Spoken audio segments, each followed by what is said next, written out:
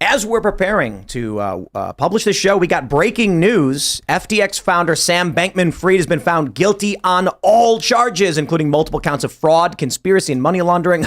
It's kind of funny. He's a big Democrat donor. And there was also talk about, wasn't he the guy who was like offering Trump, hypothetically, billions of dollars not to run for president? Was that him? Hypothetically, yeah. So. It was that was what was going on. It was never confirmed, but people were saying, hey, he might have offered, like, how much would you like to not run for president? I think there was a bunch of people that were close to him that actually said that he was offering that or something. Okay, so this is breaking news right now. The other story we were planning on leading off with is that a judge in Connecticut overturned a Democrat primary after video emerged of ballot stuffing. And the interesting thing about this is that it's not a victory. The general election is still happening, and it is presumed that the candidate who should not be the candidate on the ballot is still going to win. So this is a really, really interesting story. We'll talk about that. Plus, the invasion in Gaza it's interesting. We had on the show someone talk about the strategy that Israel would take in Gaza if they were to invade, and that would be to bifurcate the Gaza Strip. I think it might have been Max Blumenthal, but this is exactly what Israel is doing right now. So we'll talk about that. We got a bunch of other stories. The House passed a bill for Israel funding, but no Ukraine funding. And they're saying it's going to be dead in the Senate now because of that. But I think it's hilarious that Ukraine's basically been cut off. Poor Zelensky. Before we get started, my friends, head over to castbrew.com. If you want the best cup of coffee you've ever had, go to Cast Brew and pick up our Re-Rise with Roberto Jr. Halloween Special Limited Edition Blend. Now check this out. There's only a few thousand of these, and there will never be any more after this. This is the plan. This is our Halloween edition where you got a chicken foot emerging like a zombie from the earth. Pick it up while you can. Of course, everyone's favorite is Rise with Roberto Jr., but I'm hearing now that people really do like Stand Your Grounds, which is our medium roast. When you buy Cast Brew coffee, Serge, that's the best. When you buy Cast Brew coffee, you're actually helping fund our coffee house project. We are going to be building a bunch of cafes, hopefully soon. One's currently in the works. All of the profits that we're getting from Cast Brew basically go into the staff and the equipment and building this coffee shop. So if you like the idea of a hangout where you can hang out with people in the real world, support us at castbrew.com. But also go to timcast.com, click join us, become a member to support our work directly, and you'll get access to the uncensored members only show. We're going to have one of those up for you tonight at 10 p.m. where you as members can call into the show and talk to us and our guests. It's going to be a lot of fun. So smash that like button, subscribe to this channel, share the show with your friends. Joining us tonight to talk about this and a whole lot more is Joshua Smith. Hey, thanks so much for having me again, Tim. I appreciate it. Who are you? What do you do? I am currently a candidate for president for the Libertarian Party. I am the host of Break the Cycle podcast on YouTube every Thursday evening at 7:30 Central Time. And I am a father of 6, was past national committee for the Libertarian Party and anti-war activist since 2008. I'm also a anti-communist and counter-revolutionary, in case Phil's not here tonight. Very, very original. Wait, but what kind of musician are you? Failed musician, very failed musician. Right on. Well, thanks for hanging out. Yeah, Should be blessed. We got Hannah Claire hanging out. Hey, I'm Hannah Claire Brimlow. I'm a writer for Timcast.com. You should follow at Timcast News on every social media platform ever. And Ian's here, of course. Hi, everybody. Actor and very successful musician, Ian Crossland, coming at you hard. Subscribe to me on YouTube. Hi. I'm Serge.com. Good to have you back, Ian. Thanks. Yeah, miss the energy. Your hair looks great. Thanks, bro. Appreciate it. Anyways, all right. Sam Bankman-Fried. Here's the big breaking news. As of 7:51 p.m., CNBC, Sam Bankman-Fried found guilty on all 7 criminal fraud counts. The month-long trial of Sam Bankman-Fried wrapped on Thursday. They say a jury has found him guilty on all 7 criminal counts. The former FTX CEO faces a maximum sentence of 115 years in prison. Bankman-Fried, the 31-year-old son of 2 Stanford legal scholars and graduate of MIT, had pleaded not guilty to charges, including wire fraud, securities fraud, et cetera, et cetera, et cetera. We get all that stuff. The trial ended, blah, blah, blah. We get it. Okay, all right. All this is just like the bits and bobs we don't care about. Who was this guy? What was he doing? He was a big Democrat donor. Yeah. And there's a lot of speculation that he was basically using these schemes to help fund Democrat politicians. Yeah, he donated to over 300 political campaigns and directly to the DNC. There's another big conspiracy theory that the money that was going through Ukraine was coming back through him to the DNC. Man. That was the big conspiracy theory. I don't know if it's been proven yet or not, but it wouldn't surprise me at all. Yeah, I can't remember what that was. There was something. Oh man, it's been so long. Yeah. Like we're seriously getting ready for the show, and we're like, oh, look at this big, voter cheating story, Fucking and then Israel. Boom, breaking news: Bankman-Fried is found guilty on all counts. But it is a fact that he was this big Democrat donor. the money he was making. What was he? He wasn't that well off, and then he started FTX, and all of a sudden he skyrocketed in net worth and capital. Billions, billions. And then he immediately starts funding a bunch of Democrat politicians. Now I'll be nice. I shouldn't be, but I'll be nice. That doesn't implicate any of these politicians, but it certainly shows that the people, at least some of the most powerful people, here it is, who are funding these politicians are criminals who are using dirty methods of funding these politicians. Right. And then I've got questions about how Act Blue operates. James O'Keefe with the OMG Media Group did a big story about, and this is coming from them, that money from China was flowing through Act Blue. That so I got a lot of questions about what these people are up to. That wouldn't surprise me either. I'd gladly trade SBF for Ross Ulbricht today to the federal prison. We should get Ross out there. He created an e-commerce website. Did he though? Did he actually create it? Yeah. I mean, maybe. Silk Road. For people who aren't familiar, he's the Dread Pirate Roberts. They say that, but he was the creator of Silk Road, but they don't know if he was. There was several Dread Pirate Roberts, but they don't know if he was the one that had to do with the murder for hire stuff. They just brought it up in court, dragged him through the mud, and then dropped all those charges, and then put him in prison for 2.5 life sentences. This is the Silk Road. Yep. This is where people were buying and trading a bunch of stuff, whether it was legal or not. And the username was Dread Pirate Roberts. So one of them, yeah. One of them. The argument was he makes this, or someone made it, and they pass it off to someone else. Sure. And they just share this name. You guys have seen The Princess Bride. Oh, yeah. Right. The truth is, I am not the Dread Pirate Roberts. Yes, exactly. The real Dread Pirate Roberts died years ago. It was really genius. I mean, if you think about it, the way they ran that, but he's sitting in prison for 2.5 life sentences for an e-commerce website and nothing more, really. I mean, that's basically what it was. Tucker Carlson went to meet Julian Assange. You see I that? did see that. I have not watched. I mean, the episode hasn't come out yet, but yeah, I saw that he went to meet with him. Yeah. But I don't know if they're filming anything. I don't know if he's able to film in the prison. God, I hope they let him. Yeah, that'd be interesting. But either way, I'm curious if y'all think this is a blip, this guy getting caught, getting busted, or I think this may be a component that we've seen of the faltering of the neo-corporate, liberal, neocon, neo-lib establishment. Its schemes are failing. I mean, some people like to say since Epstein got taken down, it started to look like it's unraveling, perhaps. I don't know. Maybe this was their attempt at creating some kind of alternate, creepy international funding scheme. No idea. But when you see stories like this, it certainly is a grain of sand, at least in the heap of all of these like surreptitious plans and like shady deals they used to do are getting exposed every day. I mean, you look at the Biden stuff, they're now saying $40,000 went to Joe or something like that. You know, like more money is being found traced to him. I kind of feel good about it. I don't know. What do you think?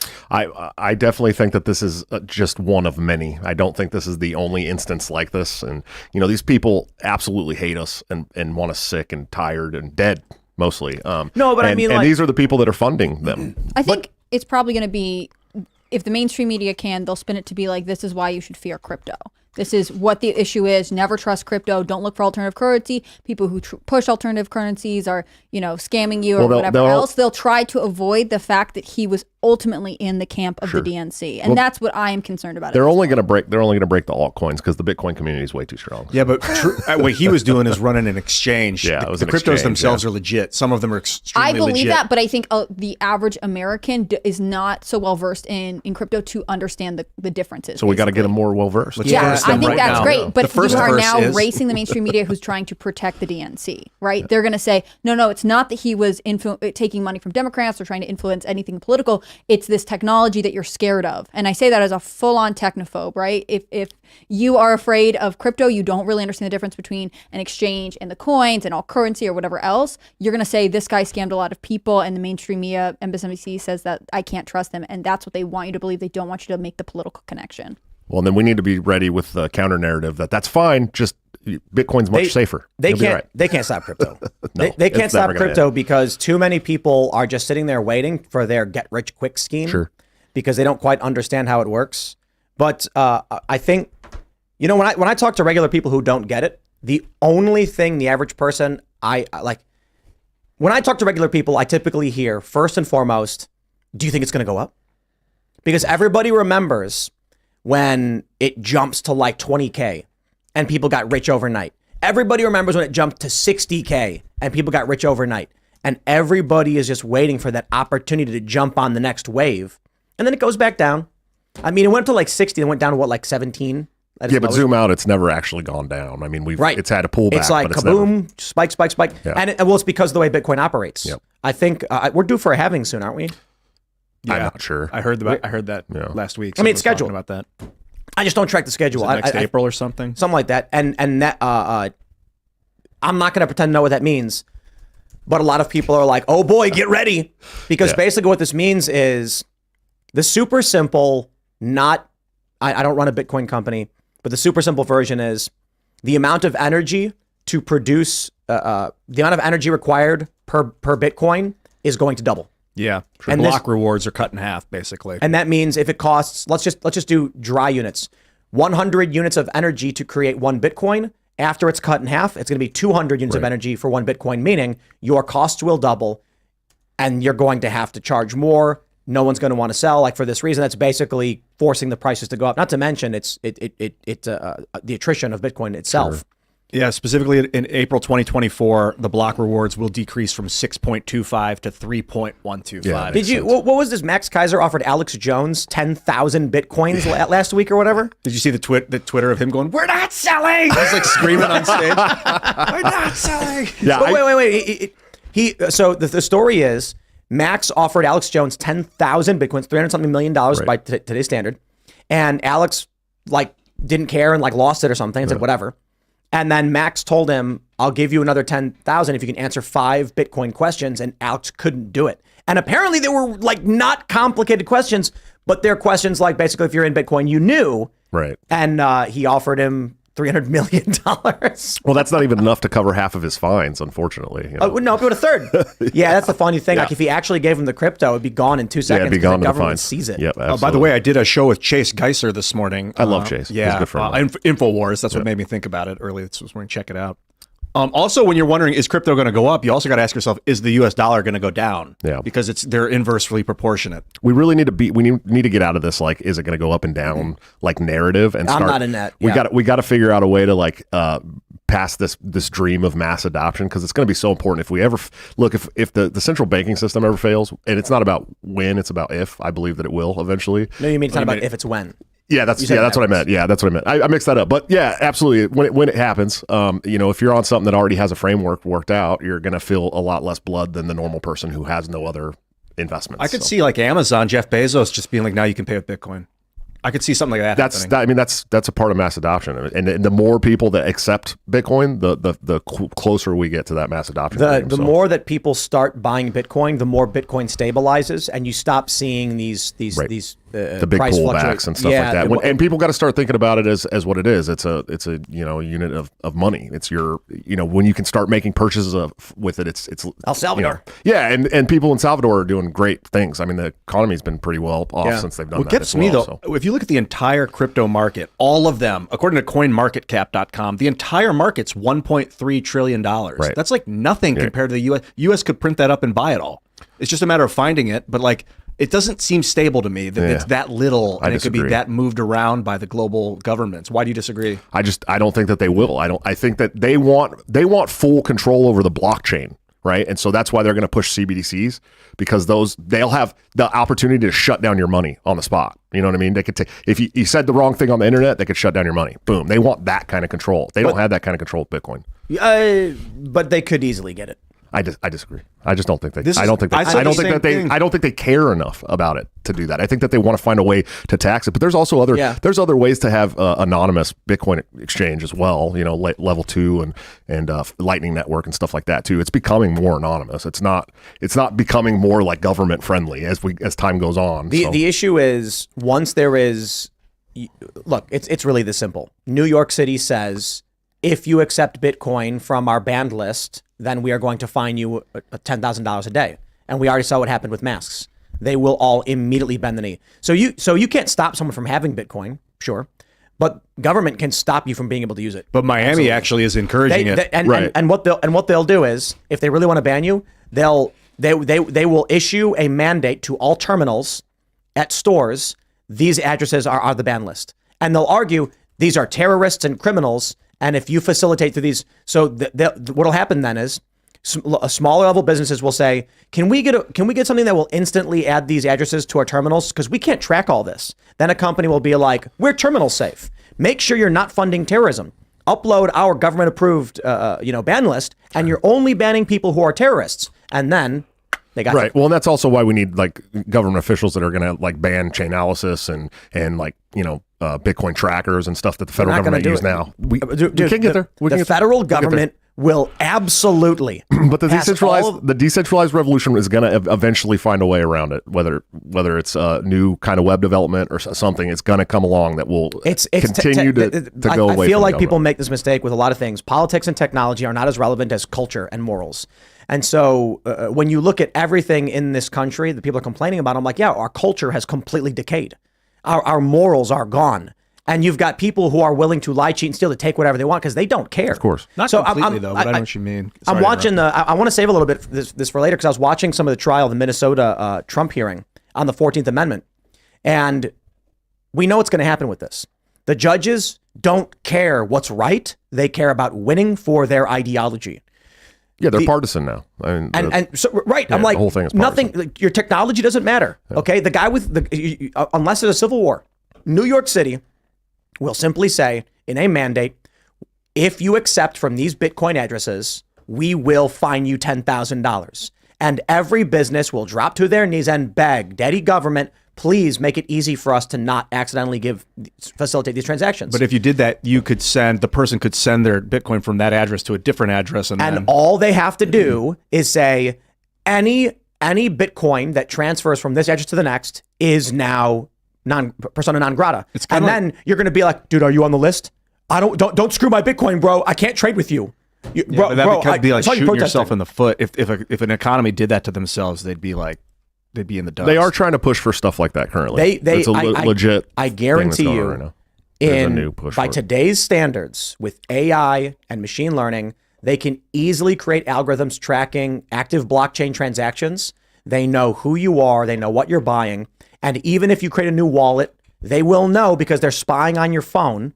When they're going to know if the addresses are being operated from the same device, where the transactions are, they're going to know it's you. Yeah, but you can get around that too. You can get around the device stuff. You can use Tor and all kinds of different You are not going to be able to beat an AI. You are not going to walk into a McDonald's and be like, my burner phone's going to beat the AI. It's going to go bam, and you're going to go, what? Why isn't it working? I just bought a burner phone and put money because they're tracking you. Put your phone in the freezer, put it under running water, ditch it. There's cameras everywhere. I mean, you look at these Amazon stores. My point is, it is possible that we find a way to overcome this. I'm just saying. Well, they're actively working on ways to overcome it now. I mean, that's the Lightning Network was part of that. So there needs to be a cultural shift in what we are willing to accept and tolerate right now, because humans, absolutely, Americans especially, tolerate being spied on, and we are zombie walking into social credit scores. Sure. Yeah. I don't disagree with you at all. I absolutely 100% think that America is headed towards social credit scores. And I think they're going to market it as something that's good for you, right? It's convenient. I think about that. There's this girl on Instagram, Chip Girl, and she's got like whatever in her hand and she can pay for stuff. And this is her whole social media influencer. I'm sure she talks about other things, but the fact that she is chipped is a big deal, and it becomes glamorous, right? She's also constantly showing off her luxury goods. It's going to be part of the CBDCs, though, is what it's going to. It's all going to come down to that CBDCs. Chipping is not going to be a thing, at least for now, and the reason is rejection. No. So when you put a chip under your skin, they can reject it. Yeah, people can reject it, and so that's not foolproof. Some people will be fine, some people will not be fine. It'll be part of your CBDC wallet. What I mean is that that's what they do in China now. They'll market social credit score as like, well, it's so convenient for you. Yeah. Look, it's easier, it's faster to do things. I think people won't see it coming because it'll be misrepresented to them for what it is. Right, sure. My theory is that what happens is we're going to have a financial crisis. We're going to have a banking collapse. Maybe only 20% of the U.S. banks collapse. That's a huge percentage. It is. It's a huge percentage. But it's not 100. It's not 30. It's not 50. It's going to be at least 20 for sure. 20%. There's no doubt. And then what happens? Let's say you're give me a bank. It's not too big, but big enough. Oof, I mean, I don't know. It's tough, right? I mean, let's do. We're out here. They're also big now. What do we got? PNC. PNC, sure. PNC. Yeah, I see them in PA. A little bit smaller, but they're still kind of big. A bank like that fails, and then what happens is everybody who's got this account says, "My business, the payroll for my employees. Right. Look, my business. We had 500,000 in the account. I got to pay my server staff. I got to buy new pizza rolls." What am I going to do? My bank account's gone. Federal government immediately snaps their fingers. Within a couple days, they say, we are bailing out the American people. This is not about big business. This bank went under. We're mad, but we are going to insure all of the money for all of these people 100%, not up to 250,000 like FDIC says. We're going to insure all of it. Rest assured, small business, you will pay your employees tomorrow.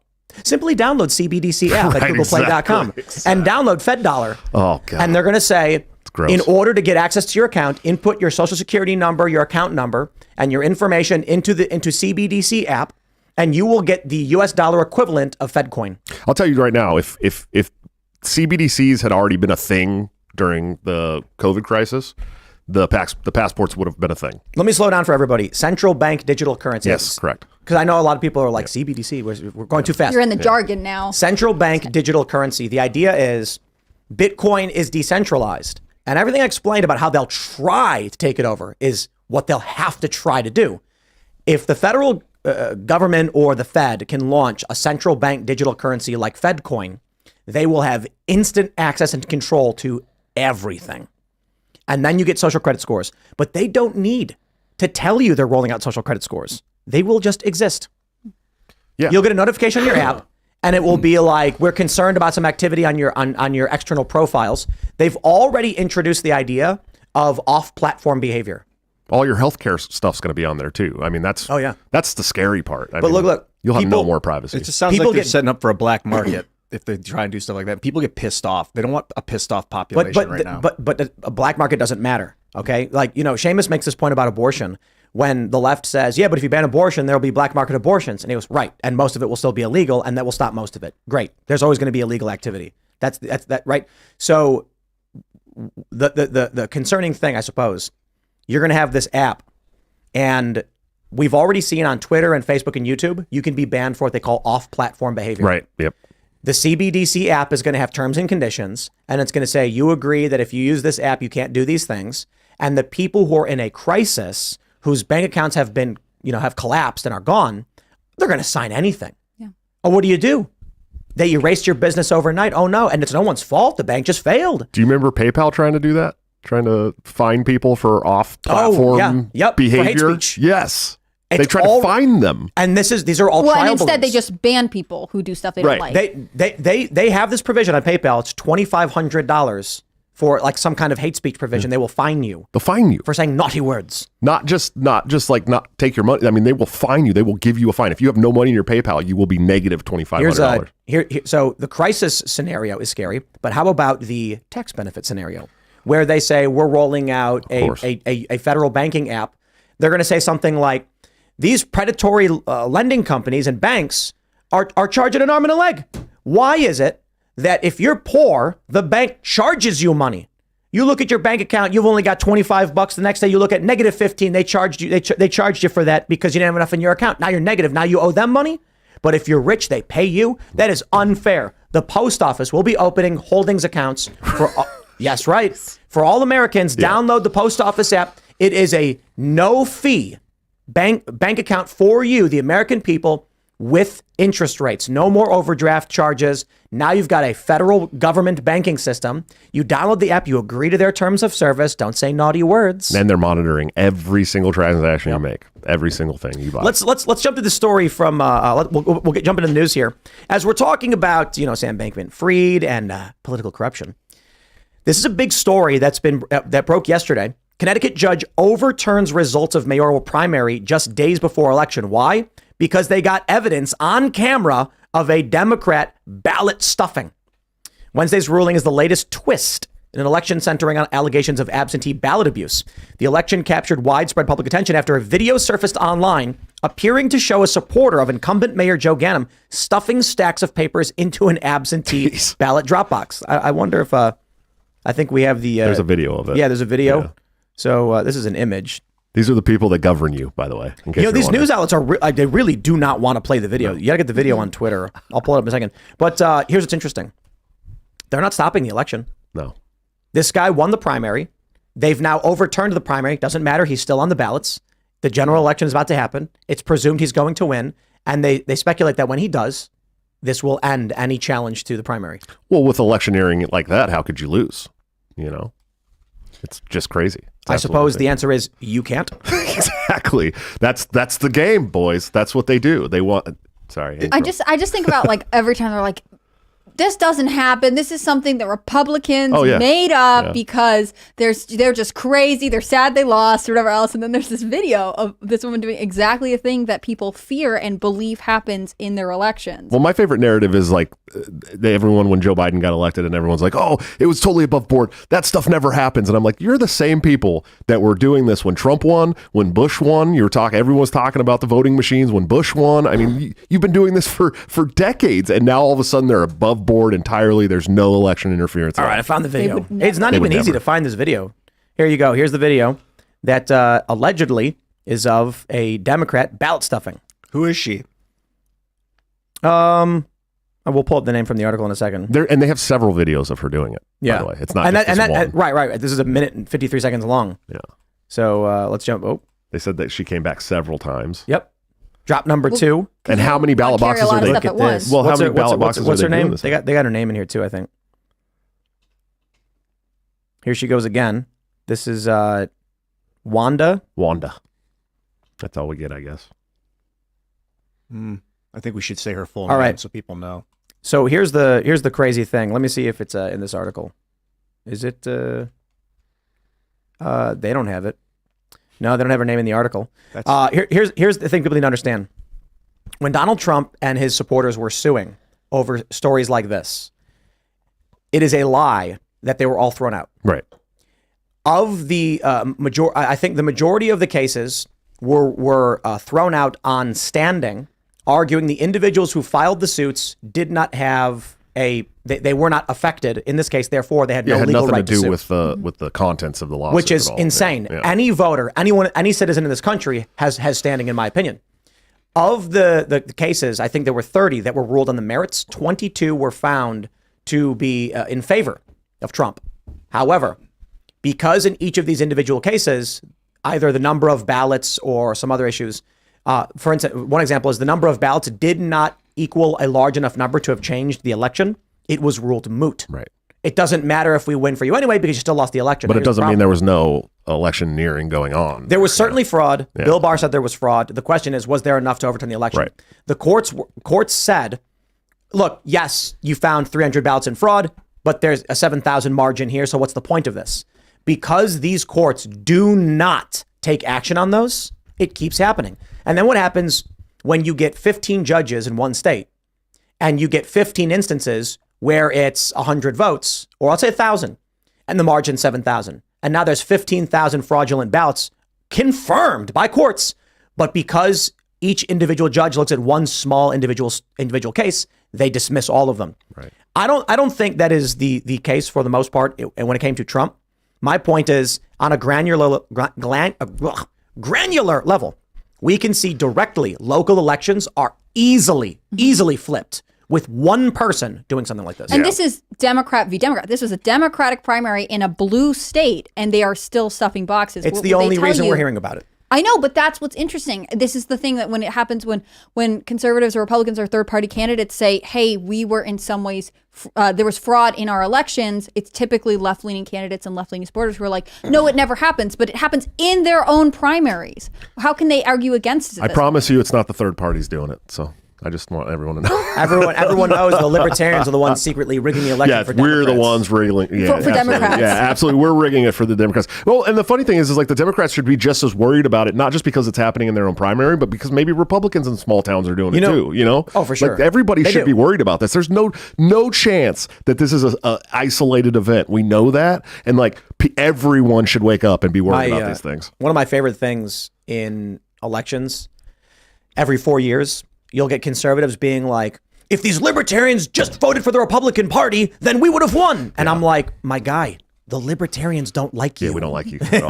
Libertarians are like, if Republicans just voted for us, we would just win. Yeah, if you guys would just stop voting for this like deeply entrenched, corrupt party, that you'd have a better chance of changing the NYPD by yourself than you would of getting 700 people together and trying to change the Republican Party at a federal level, at least. The Republicans at state and local can do stuff. Like my governor in Iowa's been great on a lot of things, But like this, there's a lot of little small positions that the Libertarians can win and do win. We win 200 election cycles cycle or something like that. Do you feel like the Libertarian Party focuses not enough on the small? I've heard this argued before that it often is like trying to be at the top of the ticket when really they should focus on capturing key positions in Our key biggest states. problems is resources. I mean, with the National Party runs on like $1.7 million a year. They can't help a presidential candidate almost at all. Presidential candidates tasked with keeping us ballot access, raising all their own funds, all that stuff. But we do run a lot of down ballot candidates, and I think in 2022 with the Mises Caucus takeover, that became the bigger focus, was the localization, nullification of federal law at the state and local level, and that's the really important thing that any like presidential candidate for the Libertarian Party should be doing this media tour, talking about how, hey, you can take over your local guns, you can take over your school board, all these terrible policies that the schools are doing. You have the opportunity to run. If you got a Tuesday and a Wednesday free every week, you can go run for school board. It's not that hard. And you should. And you should, even yes. in West Virginia, woke people are masquerading as Trump supporters to get elected. Of course. And then introduce weird crackpot adult content to kids. Yeah, you should be running. Yep. You should be running. If you have 2 weeknights free a month or something, I mean, you could really run for some of these small positions in small towns and change everything. So where do you see the most libertarian activity in the U.S.? Like, I always think New Hampshire. I've interviewed a couple libertarians from North Carolina in the past. Well, I can tell you the most registered libertarian voters per capita is Nebraska. But that's because New Hampshire, like when they did the Free State Project, they all registered as Republicans and Democrats to take over those positions as Republicans and Democrats. So that's changing now in New Hampshire. Of course, a lot more people are joining the Libertarian Party there. But, what happened in Nebraska? They just have they're a pretty libertarian state. I don't know. We're in Iowa. We're not far behind them in Iowa as well. But Libertarian Party is a national major political party in Iowa because of our gubernatorial candidate who ran in the last election. He got a high enough percentage, we don't have to worry about ballot access or anything like that anymore. But now we need a presidential candidate that can step up and do those things so that we don't have to worry about it anymore. You need like 5%, right? There's some speculation it might be a little bit higher, closer to 12%. But every state's different is the thing, right? Like every state has a different threshold. So there's like over half the states, if we were to get 5%, we'd never have to worry about ballot access again, at least not for another 4 years. So it's an important thing. If you're in a swing state and you're not worried about your candidate losing there, throw a vote at us. Let's get 7 to 12%. You have to register as a libertarian? In some states all states are different. They all have different election laws. So it just really depends. Yeah. So what do you expect going into this cycle? I mean, where are you expecting to spend the most time? It's going to be an interesting cycle with RFK running for sure. But there's a chance, everyone's really worried about RFK, but there's a chance he doesn't get on the ballot, right? He's running independent. It's going to cost him millions and millions and millions of dollars to get on the ballot in all 50 states. He may get on in a few states, but I don't think he's going to be on the ballot in every state. So it's not as big of a deal as some people are making it out to be. But we're focusing on 50 states. I mean, that's the thing. We want as many votes in the popular vote as possible all the way across the country so that we can hit like at least a 5%, or maybe we do well enough in the media and we get that 15% in some of the big polls and we can get on the debate stage, because that's really what we want. If we can look Donald Trump and Joe Biden in the eyes and tell them how bad their policies are hurting the middle class in America, like that's what we want to do, because that's what this is all about. So that's the focus for me, at least my campaign, all 50 states. No foreign wars? No foreign wars. Try to dismantle the Federal Reserve as much as possible. Of course, take down as many of these federal agencies as we possibly can. And Vivek is right about this. I mean, we can't, as the president, you don't have the power to go out there and abolish all these federal agencies, but you can lay off 70% of the workforce. Or just relocate them to Unalaska. Well, you can get rid of 70% and then take the last 30% and relocate them to maintenance departments and mail rooms at little precincts around the country. And then, maybe we get the FBI small enough to where they stop focusing on trying to infiltrate Catholic groups and go after Mexican drug cartels, soccer moms at school board meetings to call them. I'm telling you, I got a plan to revitalize this country, and it's easy. How many federal employees are there? Do you know? Oh, a lot. I don't know. It's one of the biggest jobs programs in the world. Yeah. So. Now I got an idea. All right, we'll start with the FBI. How many FBI agents do we got? I don't know. I'll look it up too. Yeah, let's pull those numbers. You got the FBI, ATF. You want to abolish the IRS, right? Well, I mean, as much as possible. Right, the first one. No, don't worry. I got a plan. How many do we got, Anna Claire? I haven't found it yet. I'll tell you in a second. Enough to infiltrate Catholic groups. No, well, look. They're saying they apply 35,000 people, but I feel like it's got to be more than that. Yeah, it's got probably more than Here's that. what you do. You don't got to fire them all. What you do is you take 1,000. You get 35 units of 1,000, and you relocate them into rural nowhere places like central Alaska. I'll tell you why. Because then those federal dollars will go towards creating cities where it will require the development of industry. Right, sure. You'll create, not only are you going to force people to live in areas, you're basically colonizing our own country. So, we got a bunch of stuff in Alaska. We should go up there and source our own resources, stop worrying on China. You've never been to Alaska in the winter, have you? Well, I don't care. This is great. They can quit if they want. There's a reason why people don't live there, Tim. But before you fire them, you say, we're going to give you, like 4 more years of employment, but it's going to be in Alaska. Sure. Have a nice day. And then when they're there, you're going to have to build housing. You're going to have to build infrastructure. Then what happens is these people, they need to eat, right? So someone's going to open a store. Someone's going to open a restaurant.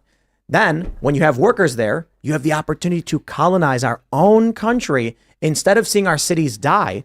How about this? I was looking at this city, Renovo, Pennsylvania. And I was like, this is a really cool town, but it's dying. It was a railway town. And there's like 1,000 people live there. Just send 500 FBI agents. You got to live there now. You're stationed here. And then all of a sudden, you're revitalizing that town and giving these people their jobs back.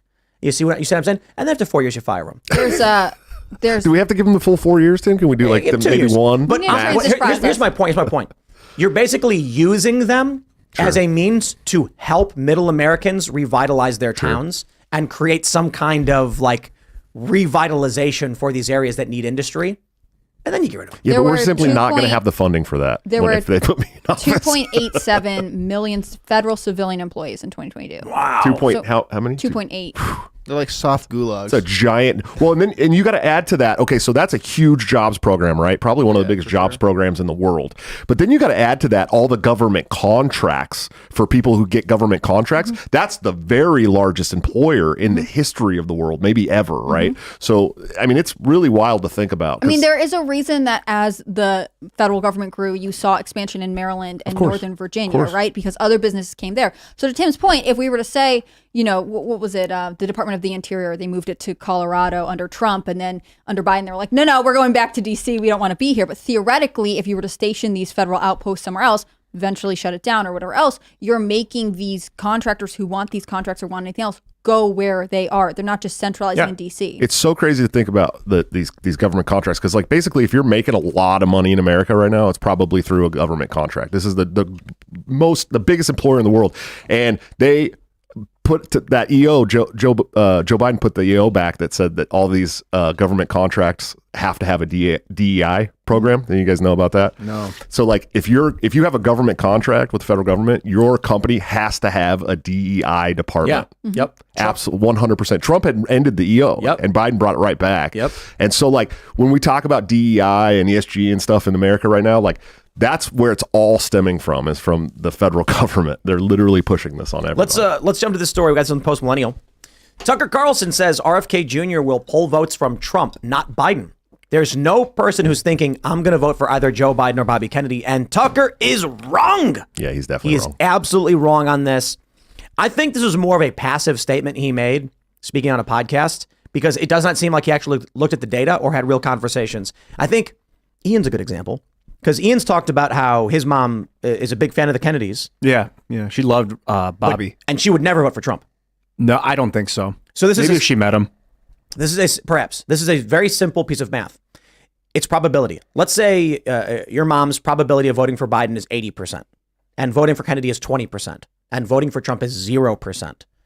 That's the kind of math where if you have enough of those people, it can only pull from Joe Biden. It can never pull from Trump. I remember when Robert Kennedy Jr. announced he was going to run for president. Within like 3 days, they slandered him or smeared him with anti-vax on the news. And I called my mother like right away, and I was like, hey, watch out for this anti-vax crap they're going to start calling him now that he announced. And she's like, yeah, but I don't know. I just don't know how I feel about it. I'm like, dude, 2 years ago, she was saying how much she loves Robert Kennedy Jr. And it's like the news started to get to her right away. So there might be something there where they're tainting people's opinion of the guy. Yep. He's gonna pull from both of the big parties. I believe 100%. Yeah, but it's gonna be 65 from Democrats and 30 from Republicans. Yeah. If that, I just gotta say, man, I've not met a single person who said who will say publicly I'm voting for Trump who has now been like, well, I'm gonna vote for RFK instead. Well, you go ahead. Sorry. I was gonna say there was a poll done in New Hampshire a couple of weeks ago, maybe a month, and it was asking people, who you're voting for, whatever else. We saw that Chris Christie was intensely unpopular there,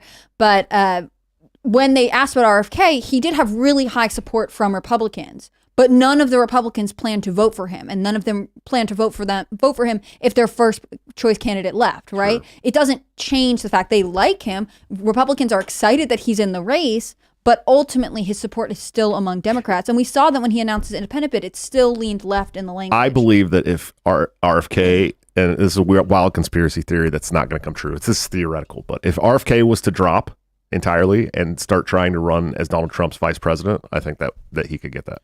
I believe that. We talked about that last night too. RFK Jr. is pro-reparations, pro-gun control. Eco-fascism. I don't. I mean, he's big. He's big time. We've talked about Trump RFK in the past, but this was only in the context of the COVID response as a means of helping correct the image of Trump's failures on it. But now RFK's pivoted recently much more heavily, especially with reparations. And at his announcement, he said it's Indigenous Peoples Day. It was Columbus Day, but right. He's jumped off. Well, he also talked about government-backed bonds to save the housing market. I mean, this guy's just like he's a run-of-the-mill progressive that's good on healthcare and the deep state. I mean, really, that's Trump it. might so make it's him only like Democrats. give him a cabinet position. He might be like in charge of the EPA or something, right? If he really wanted to be like, no, I know you guys like him, it's exciting, but I don't see him. I saw it being floated around Attorney General too.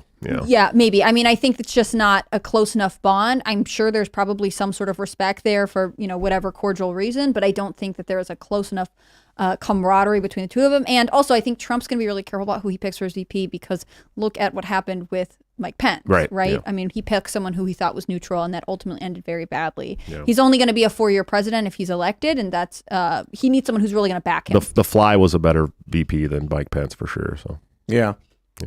Pence was such a Did you guys see the poll on Twitter that was Chris Christie or a hoagie sandwich, and the hoagie sandwich beat him like 69%? I'm hungry. Yeah, it was hilarious. It was. I'm hungry. I'll take the hoagie. There was like 30,000 votes on there, and the hoagie beat him like almost 70%. Christie would be a good interview because Christie is the most. You might end up seeing him sit across from you, so be careful. Whatever you say it to his face. He keeps doing this Donald Duck thing. Oh, it's terrible. Dude, it is the cringiest thing because he's so excited when he says it on the debate stage. He's like, Donald Duck. And then everyone's like, you're an idiot. Yeah. He wants to be Donald Trump so bad. Like, he really does. He wants to be able to insult people like that, and he's just not quick enough. Because he's too overweight, man. If he was thin and healthy, he would have a way better chance, and a lot more people would like him. If he were thin and healthy, he wouldn't be funnier. If Donald Trump was in a one-on-one debate with Christie, and Christie was like, this guy Donald keeps ducking all these questions, he's Donald Duck. Trump would go, you're fat, and that's it. And everyone would go roaring. Take care of yourself, crazy. That's all it would take. That's it. That's all it would take. Absolutely. 100%. That's all he would say. Because Trump has no filter at all. I can hear you breathing in the microphone. Exactly. Yep. He'd say something like that. He would make that face and go, Lord over here, can hear him breathing, and then everyone just busts out laughing and he's done.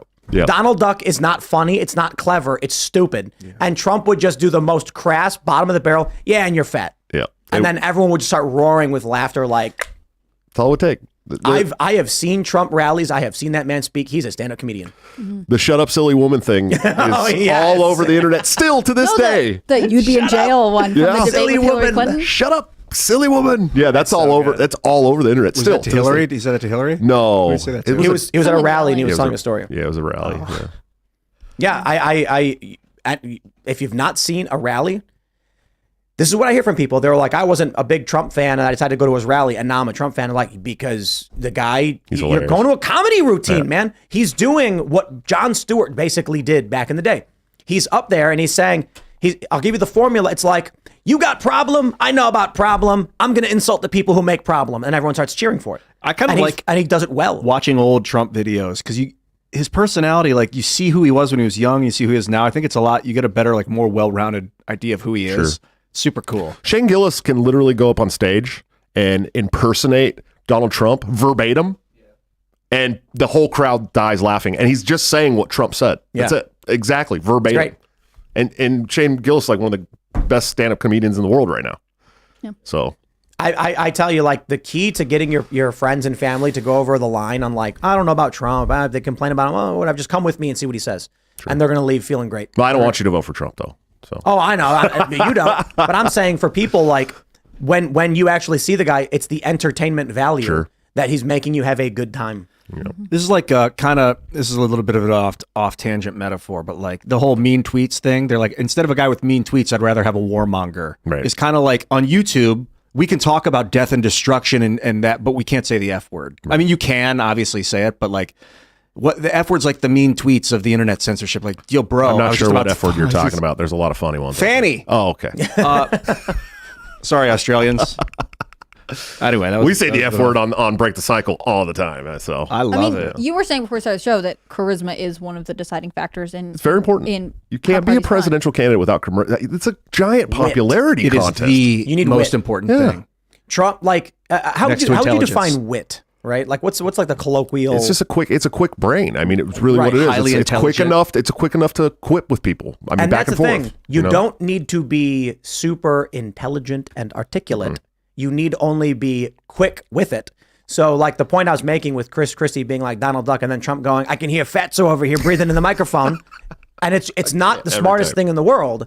But it's a verbal smackdown. He knows how and when to say things. Exactly. It's timing. Quick-witted. It's a timing thing. It's a timing issue. I think it's intelligence. It requires like at least 16 intelligence. The thing about on a maximum of what? The thing about 23? politics. 18. The thing about 18 is maximum human potential, and then you become superhuman above that.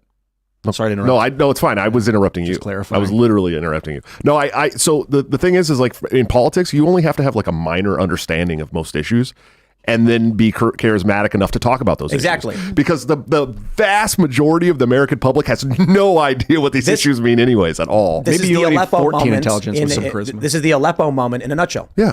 When Gary Johnson was asked about Aleppo, and he goes, "And what is Aleppo?" It's just charisma 1. Right. And then anyone saw was this guy doesn't know anything about about what's going on.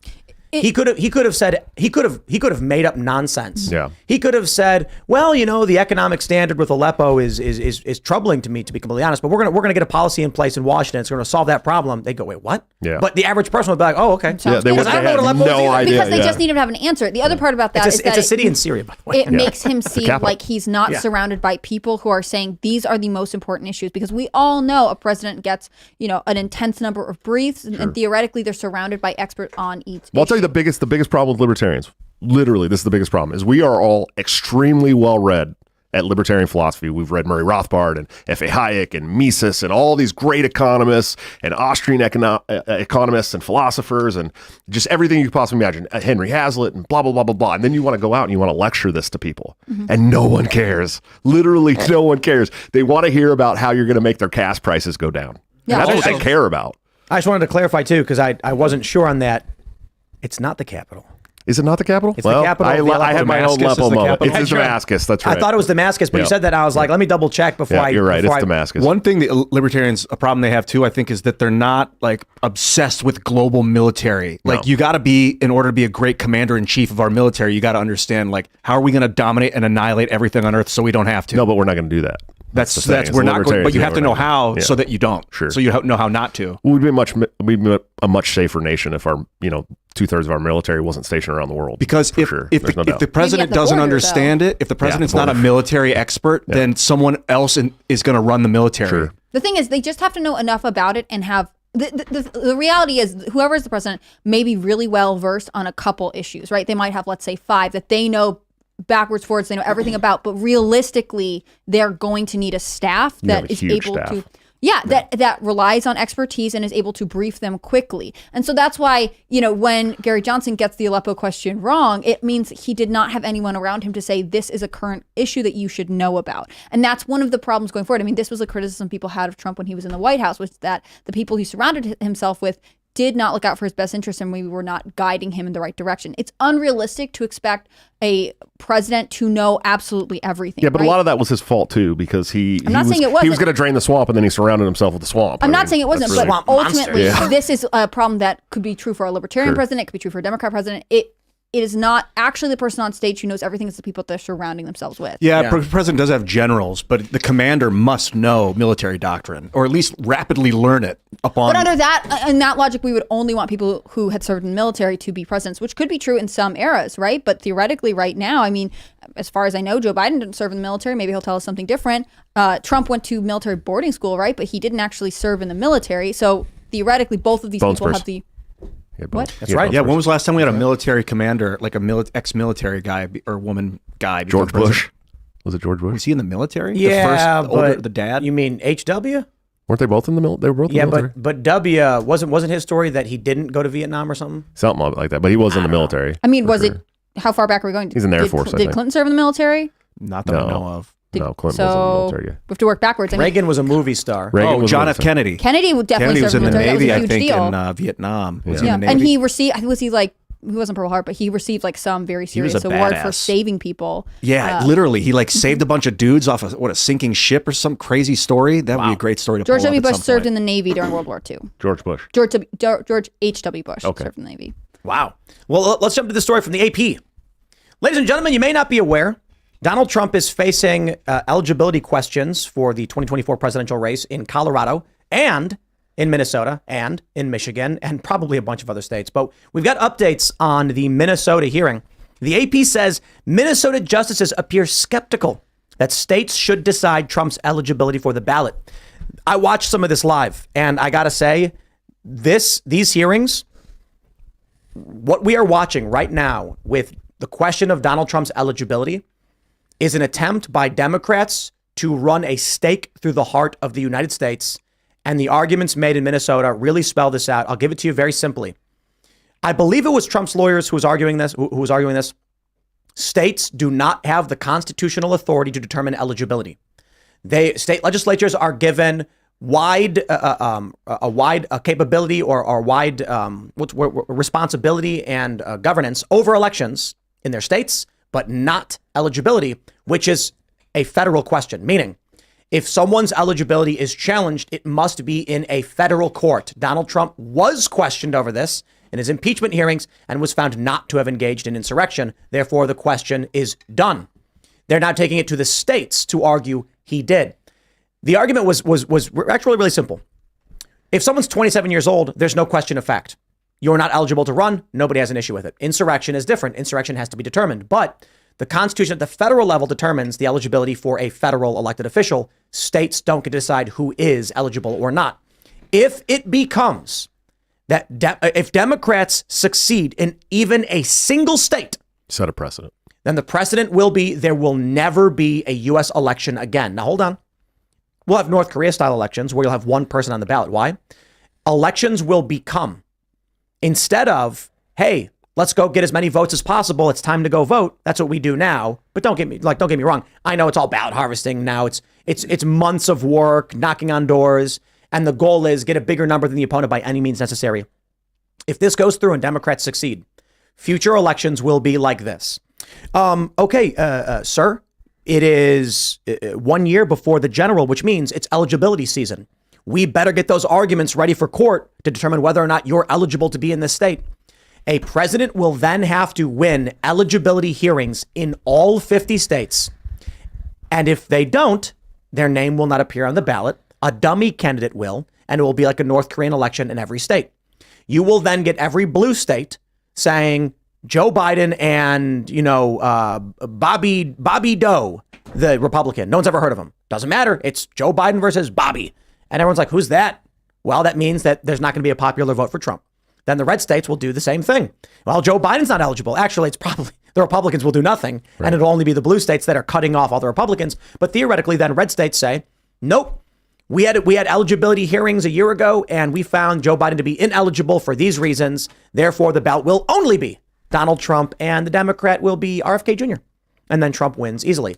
And then you're going to get red-leaning swing states and blue-leaning swing states, and that's going to be the battle where instead of an election, appointed officials, hired corporate lawyers will argue to judges who the president should be.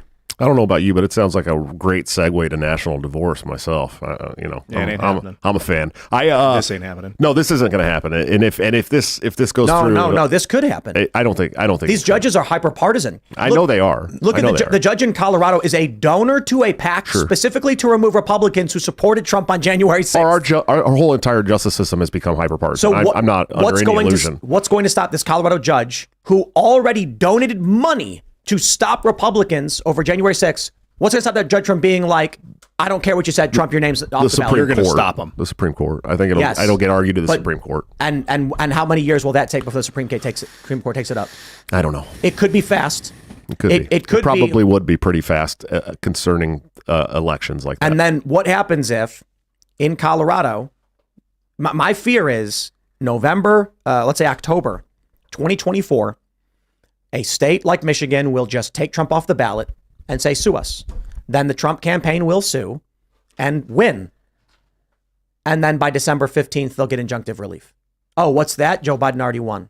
Sorry, we can't undo the election. It was one state one state's moot. Sure. That one state wouldn't have changed the election.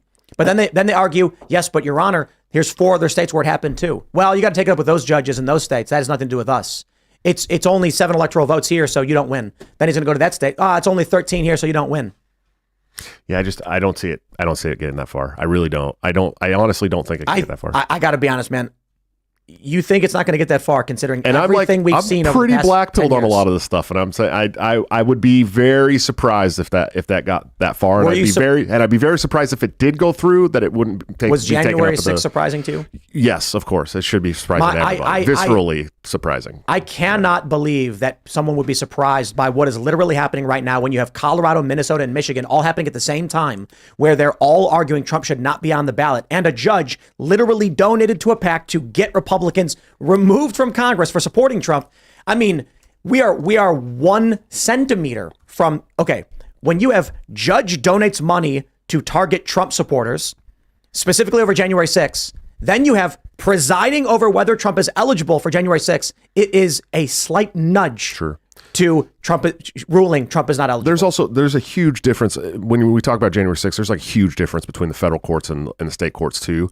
Federal courts always throw the book entirely at everybody they have coming in, hoping they'll take a plea deal. And like 80-something% of the people who go through federal court take a plea deal because the consequences of not taking one are so high, astronomically high, that you can end up in prison for 2.5 life sentences for building an e-commerce site like Ross Ulbricht, right? Yeah. And so like there is a distinction there for sure, and I just don't see a state court going that far. I don't think they can. I think at some point someone's going to say, Judge, you absolutely cannot do this. Yeah, that's what I think is happening right now. Yeah. Like that's what's happening now. So when the judges in Pennsylvania ruled that their own constitution did not bar them from passing universal mail-in voting, I don't understand how you go from point A to point B on that one. In Pennsylvania, a lower court ruled that universal mail-in voting violated the Constitution of Pennsylvania. True. Texas filed their lawsuit. The Supreme Court refused to hear it. So there wasn't even a hearing over what was clearly a violation of state constitution.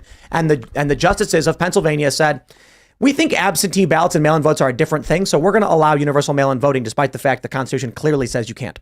The upside is we've got a year to talk about how insane this crap is. Yeah, that's true. We need elections. Yeah, we have. Well, even if they're getting twisted behind the scenes, 51-49, we still need them. Look at Arizona. What happens with Kerry Lake? Yeah, how many machine voting is so disgusting. Several hundred machines did not read ballots because the ballots were printed on the wrong paper. Proprietary machine the wrong voting. Size printing on the wrong size paper, and. But now we're getting into like the shadow vote, this shadow voting stuff, right? No, we're not. I'll keep it real simple for you. In Arizona, it is a fact. No one disputes. The voting machines were not accepting ballots in certain areas because the wrong size image was printed on the wrong size paper. That right there to any honest and reasonable person is stop the election. Stop. We got to start over. Yeah, we don't have to rush elections. Exactly. These ballots are wrong. People are complaining. If we're going to have a free and fair election, we got to have it's got to be universal and uniform, the ballots. Instead, they said, don't care.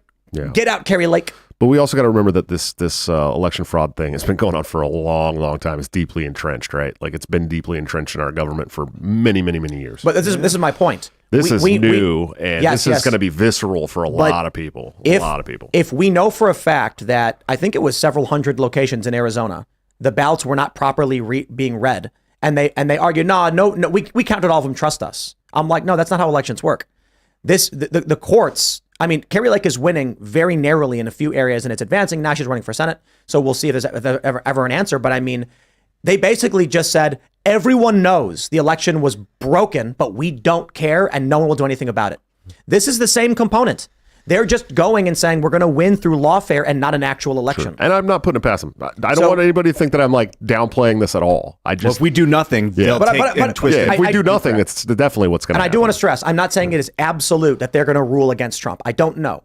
But they're trying, and I would not be surprised at all if they succeed, considering, I'll just keep it very simple, the judge in the Colorado case donated money specifically to remove Republicans who supported Trump over January 6th and is now presiding over the trial to determine whether or not Trump is ineligible to be president because of his actions on January 6th. I think we know the biases of this judge. I think he needs to be removed for conflict of interest. Well, she was asked to recuse herself, and she said, "Oh, I don't remember making that donation. I don't care what she remembers. Yeah, it doesn't matter. That's the thing, though. I mean, it was up to her, and there's no oversight. She said, "No, it's not a conflict of interest." I bet there's a lawsuit hanging in there somewhere for conflict of interest. For sure. They appeal. Yeah. But my friends, my fear is. First, I'll say, and I got to stress, you have to go vote. You need a tidal wave of votes. You need everyone, your grandmother, your kids, whoever, Libertarian, legally allowed to vote. I don't care who they vote for. Just go vote. Go vote. I don't want anyone to be dissuaded from voting because of these issues. But I want to make sure you understand the importance of the lawfare going forward, that it may be 2 months, 3 months, 4 months before the election. One of these hearings hits a state like Georgia. The lower court agrees and then orders the Secretary of State to print ballots without Donald Trump's name on it. Trump files an appeal. The appeal goes to a higher court who reverses the decision. Secretary of State says, okay, well, now we got a bunch of ballots one way and the other. Then the state appeals or the Democrats appeal, and it goes to a higher court that then says, no, Trump's ineligible. Then Trump appeals and it goes to the Supreme Court who says you can't take Trump off the ballot. He is eligible. And it's a year after the fact. So maybe it's good that this is happening now so we can get up to the Supreme Court and they can shut it down. I mean, if that goes through, it's going to the Supreme Court. There's no doubt about it. In New York during COVID. But when is the question? The Cuomo, the governor, shuts down churches. He gets sued saying the First Amendment guarantees our right to assemble. You can't shut down churches. The courts agree and say you can't shut them down. They're reopened. And he goes, okay, I'll make a new executive order slightly different. Sue me again. Yeah. That's the problem. And then even if it happens now. What's happening now, especially with like people like Sidney Powell and Jenna Ellis apologizing and saying, yep, we did it. You're now going to have in these hearings, especially in Colorado, they're going to say, look, here's Trump staff saying they were instructed to present misinformation and disinformation for the purpose of subverting the election with fake electors, blah, blah, blah. Okay, well, there's your evidence. Then one court says yes, and then they use it everywhere else. It'll have to go to the Supreme Court. But the issue then becomes, what's the Supreme Court? Is the Supreme Court ruling going to be broad or narrow? Right. Well, the Supreme Court say, in the instance of Trump's eligibility as it pertains to anything related to January 6th, it is not in dispute. Trump did not engage in insurrection and is eligible. Okay. Or what they could do is issue a narrow ruling where they say, as to the question raised specifically by this one group, this one time in Colorado, we say that they are wrong and Trump is eligible. And then what happens? Another organization says, okay, well, they didn't answer the question of January 6th, so we're suing again. And then it just keeps happening until the Supreme Court issues a broad ruling. But I got to tell you, I think it's also a strong possibility the Supreme Court says, nah, we're not going to get involved in this one because states can run their elections as they see fit. In Texas v. Pennsylvania, 2020, Texas said Pennsylvania violated their constitution, violated the federal constitution by altering the rules of an election without the approval of the state legislature. And therefore, we are negatively impacted. If we are going to participate in an election, everyone has to have these elections done fairly. Texas is basically saying if our elections are fair and theirs are not, then the system is broken and the votes are not legit. I think it was something like 48 states get involved in this lawsuit, and the Supreme Court said, go F yourselves. So the question's never been answered. And now you've got chaos in our election system because of pathetic cowards in the Supreme Court. Why did they not take that up? Did they say Thomas and Alito were pissed. Thomas wrote this like scathing opinion where he's like, we must take up questions in original jurisdiction. The states need to know. They need these questions answered. And by rejecting this, we're leaving this question in limbo. And now all the states are in a free for all as to what is or is not constitutional. Alito agreed. He wrote his opinion and the rest were like, no, we're not getting involved. The real reason was the Supreme Court cowards are scared that this country is on the brink. You're talking about national divorce. Of course, yeah. You've got the Boston Globe story where the Democrats were proposing the West Coast seceding from the Union in the event of a Donald Trump victory. And so you likely have people like Kavanaugh being like, well, if I rule on this, I mean, it could affect history. Right. I don't want to be involved in that. I don't quit right now. Yeah, resign. really. All of you resign. If you're We need unwilling heroes. to take up no, they could have taken the court case and said, no, you're wrong, Texas. The ruling stands. Biden's president. They just are cowards. Yeah. And if you're on the Supreme Court, that's kind of your job to affect history. I mean, that is why we put you there. Yeah, but when far left extremists show up to your house and threaten to kill you, and the police and the judges are like, we're going to let it happen. Yeah, I have tremendous sympathy for the fear. On the other hand, if the fear is now too great for you to complete your job, you should step down.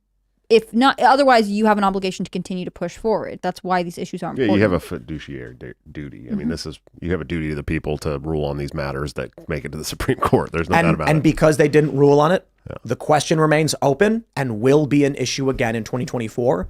And it's going to be apocalyptic lawfare. Now there's going to be like 3,000 lawsuits. Everybody who watched 2020. They're gearing up for lawfare right now. And the Democrats are already in it. Republicans are not going to be as strong as Democrats on it, but they're gearing up as well. It's going to be tens of thousands of lawsuits. Well, what's the fix for that, Ted? Public opinion, a shift in public opinion. Well, of course, but enlightening our culture is broken. The public. It's terrible. It's absolutely terrible. It's cultural fragmentation to where these judges, not these ones in Minnesota, they appear skeptical. We'll see what happens. And Minnesota being, it's not like the furthest of left states. It's it's a Midwestern. So, but with Colorado, with California, the culture is so divided. Let me just put it this way: the left is a cult. They are either malicious or the banality of evil, and they go along with whatever gains them power. So I didn't mean to interrupt, but what do you think is the solution? Building culture. That's exactly why we're doing it. Now, granted, I see these problems. I think in the meantime, we need we need lawfare, return legal fire, file lawsuits, challenge these things, and everyone needs to vote in a massive tidal wave. But the real solution is always going to be that politics is downstream from culture. So what do we need? A Cast Brew coffee shop in every shopping center. I think, but this is the truth. And I'll tell you why. Because right now, everybody, you've got younger people getting their information from TikTok, older people getting their news from mainstream media, and you're getting propaganda across the board. No one is getting an honest shot. You even on YouTube, you get partisan propaganda stuff, but at least as it pertains to the quote unquote freedom faction, I like to say, we all try to be honest about what's going on and then let people form their own opinions and we have a real free and fair election. The reason why we want to do Cast Brew coffee, lady walks into the coffee shop to buy her coffee, and you've got a TV playing on the wall, and guess what? Josh Smith is on doing an interview. Now they're hearing another voice. Now they're getting a wide range of opinions and views, not just one hyper-partisan or manipulated opinion, and they're learning about things. I hope more people open a whole bunch more brick-and-mortar locations, but we need to create spaces in the physical world where people can meet, congregate, and hang out. Used to be church. It'd be great if it was. We're going to do this Cast Brew coffee. We're going to do Saturday morning cartoons, invite families to come and hang out with their kids, and let people start rebuilding their communities again. You said Josh Smith interview, so I'm listening now, Yeah, I think we need to put this show on Rumble, or I think the YouTube admins should start shoving this show to the front of the network. But they're doing the opposite of that. Good luck, buddy. Good luck. Well, yes, that is good luck. YouTube you should do it because people need to know about this stuff. This needs to become invigoratingly entertaining. YouTube doesn't want you to know about this stuff. No, YouTube's not a guy. YouTube's just a network. The Google executives cried when Donald Trump won. Or I should say, the Google executives held a meeting where staff cried, and they said, we will never let this happen again. And we had Dr. Robert Epstein on the Culture War explaining. It's really, really crazy how he explains. It's not complicated how they can rig elections. People seem to think, they hear this story about Cambridge Analytica, right? Right. Oh, they were stealing data from Facebook they weren't supposed to have and using that to target people and figure out who they were voting for. No, it's much simpler than that. On election day, Mark Zuckerberg sitting there with his paddle ball went, oh, can you send out a notification to all Democrats to go vote and tell Republicans to go watch Friends? Yeah, but what's happening right now is the people, the admins and the executives are fucking terrified right now, dude. He said in his data set of tens of thousands of people, he found 100% of Democrats were given a notification to go vote, and only 59% of Republicans got the same. Mm-hmm. You don't need to trick or convince anybody. You just need to remind one side and not the other. There was that study that I don't remember what university students did. Sorry, but it was analyzing Gmail, and Gmail would show emails from Democratic campaigns, but it would hide or mark spam. Republican campaigns. I mean, this is something that is alive and well. And here's the best part: when I think it was Ted Cruz sent a letter to Google over this, he said in their data set they saw instantly the manipulation turned off. That indicates Google is intentionally doing it. But what's happening right now, people are terrified. Biden screwed this country hard. People know that. People are freaking out that we're going to get slaughtered because of this shit show of a leadership that we have. And they're willing to open and listen. So we are the voice. And we need to inspire people and get people, excite people to put this shit on the front page. Make people hear it. It's super important. We cannot let go of our elections. You know that. We need you. This is a team, man. People who are watching MSNBC, CNN, and Fox News aren't hearing this. I don't even see anybody tweeting about the Minnesota case. No. I like Colorado is getting a little bit of airplay, especially because they showed a clip of this show. So we were like, hey, look, it's us. I saw that. Yeah, Cash Patel. Yeah, and Colorado seems like it's picking up. I mean, I was just reading about like Ken Buck's testimony today. It's getting underway. Whereas, I mean, this is true for a lot of cases when it's the early stages of like, well, judge is hearing this, whatever. There's sort of less for the journalists to report on. But then when you're able to say, oh, Donald Trump Jr. and Eric Trump are reporting today, these things might pick up. It is a reason to me. It seems obvious that these cases are all hitting at the same time. So it's hard to keep track of them. You don't know which case is presenting what information because they're arguing very similar things in different jurisdictions. It's intentionally to confuse anyone who might be trying to follow it. So there, again, you can retain control of the narrative that gets out there. Well, now they have 24/7 World War III coverage to watch too, to keep them completely in the dark on everything else. Would you rather fight one horse-sized duck or 100 duck-sized horses? Jeez. You know the meme? Yeah, I know. It's silly, but there actually is a really simple answer. A horse-sized duck. You know why? You can run from it. Yeah. So the reason I bring that up is Donald Trump is currently fighting 100 duck-sized horses, and they're surrounding him in every direction. Sure. That image is amazing. Sorry. It is, and it's important too because what's happening right now is a single Democrat voter in each state files a lawsuit with only a couple $1,000s, and it forces Trump's team to expand nationwide to every state and set up a legal operation. It's asymmetrical warfare. Yep. Yeah, exactly it also means that, and this is not to be cruel to any of the lawyers working on these cases, but theoretically, the best lawyers that Trump can get can't be in every single state all the time. So Trump, as a single individual in a single campaign, will need to hire probably 300 lawyers. Let's be real. Maybe that's not even enough. Okay. If you're talking about election eligibility, you're not going to have one lawyer do it. You're going to hire a lawyer and he's going to have a team of like 5 or 6. Right. He's going to need that in every single state. The Democrats, no. It's not top down. There's one PAC in Colorado that 6 voters file a lawsuit. Then in Minnesota, 3 random guys file a lawsuit, and they do it over and over again. And the crazy thing is, there's going to be different versions of the same lawsuits filed in multiple states, and Trump as a single entity will struggle to compete against all of that. Sure. Yeah. Maximum lawfare. So what's the answer for Trump then? I mean, he can't fight all these lawsuits. He has to just fight. He has to fight all the lawsuits, and he has to do this, and they're going to lie, they're going to cheat, and they're going to steal. But once again, I tell you, first and foremost, everybody needs to vote in a tidal wave and convince everybody to go vote. Bring your friends to vote. Tell them, or whatever's legal in your state. If you're allowed to ballot harvest. You should be knocking on doors. And then the real answer is going to be building culture. Don't stuff the ballot box illegally, though. But don't get caught doing that. It's legal in a lot of states. People need to understand that. I'll tell you about rollerblading is a really great analogy on this one. Rollerblading was the biggest action sport in the world in the early 90s. Had something like tens of millions of participants. Yeah. And they did not inspire young people to get involved. So 10 years goes by, and what happens? You're still the best. You're a pro. You're doing the bigger tricks better than ever. But there's no one buying any products around what you're doing. No sponsorships. And then finally the X Games says, guys, you're not selling tickets anymore. We're cutting your event. Right. You're gone. You're still the best in the world, but there's no one coming behind you. Republicans need to be inspiring young people, indoctrinating young people. This is the funny thing. Don't fall for the left's trap. We absolutely want to indoctrinate all of the young people towards values of personal responsibility, meritocracy, and liberty, and the foundation of this country, and all the bad stuff can go away. When the right says, oh, it's bad the schools are indoctrinating kids, I'm like, actually, that would be good if it was like for American values.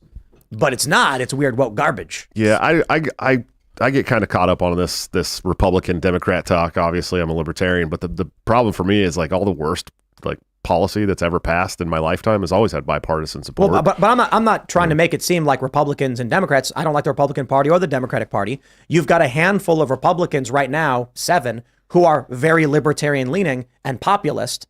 And so that's why I'm saying American values. Right. If you believe in the Constitution, if you believe in individual liberties, rights, and meritocracy, that's the indoctrination we want. Screw the parties. I'm a libertarian, American first populist candidate. That's what I've been telling everybody. And some of the libertarians don't like that I say that, but that's just because they don't understand what any of those words mean, pretty much. What does it mean? Well, populist is just you're speaking to the outside of the ruling elite, right? This regime that that rules us through the academia and the corporate news media and the rich and the politicians. We're speaking to the middle class and lower, right? Like these people that are everyday Americans that get up every morning and put on their work boots and go to work. That's what a populist message is speaking to those people, not the elite. And American first, here's the thing, like libertarians are like, anti-borders and you can't say America first, but it's like you're running to govern Americans. How could you not be an American first? And in fact, if we're going to be this interventionist, right, like these anti-war guys, then you have to be America first. That's one of the most important principles of that is that we've got to stop like meddling in these foreign interventions. Yeah, it shouldn't be shameful to be America first if you're an American America politician. first is a good thing if you're running to be a politician in America. And as a libertarian candidate, I may be one of the first guys that actually gets that. And that's just who I am. Well, your chief rival in the presidential election has a new policy. This story from the Post Millennial. Trump would create free, freedom-focused online American Academy as president, and he'd make the woke IVs pay for it. It will be strictly non-political, and there will be no wokeness or jihadism allowed. I see a lot of people cheering for this, but I'm going to be completely honest. This is a stupid idea. Sorry, it just is. Let me play the video for you. In recent weeks, Americans have been horrified to see students and faculty at Harvard and other once respected universities expressing support for the savages and jihadists who attacked Israel. We spend more money on higher education than any other country, and yet they're turning our students into communists and terrorists and sympathizers of many, many different dimensions. We can't let this happen. It's time to offer something dramatically different. Under the plan I'm announcing today, we will take the billions and billions of dollars that we will collect by taxing, fining, and suing excessively large private university endowments, and we will then use that money to endow a new institution called the American Academy. Its mission will be to make a truly world-class education available to every American, free of charge, and do it without adding a single dime to the federal debt. This institution will gather an entire universe of the highest quality educational content covering the full spectrum of human knowledge and skills and make that material available to every American citizen online for free. Whether you want lectures or ancient histories or an introduction to financial accounting or training in a skilled trade, the goal will be to deliver it and get it done properly. Using study groups, mentors, industry partnerships, and the latest breakthrough in computing, this will be a truly top-tier education option for the people. It will be strictly non-political, and there will be no wokeness or jihadism allowed. None of that's going to be allowed. Most importantly, the American Academy will compete directly with the existing and very costly four-year university system by granting students degree credentials that the U.S. government and all federal contractors will henceforth recognize. The Academy will award the full and complete equivalent of a bachelor's degree. In addition, to help the 40 million Americans who have some college education but no degree, the American Academy will grant credit for past coursework at legacy institutions and give you the chance to complete your education at the American Academy for free and much more quickly than is now possible or available. This will be a revolution in higher education and will provide life-changing opportunities for tens of millions of our citizens. Enjoy it, learn from it, and thank you.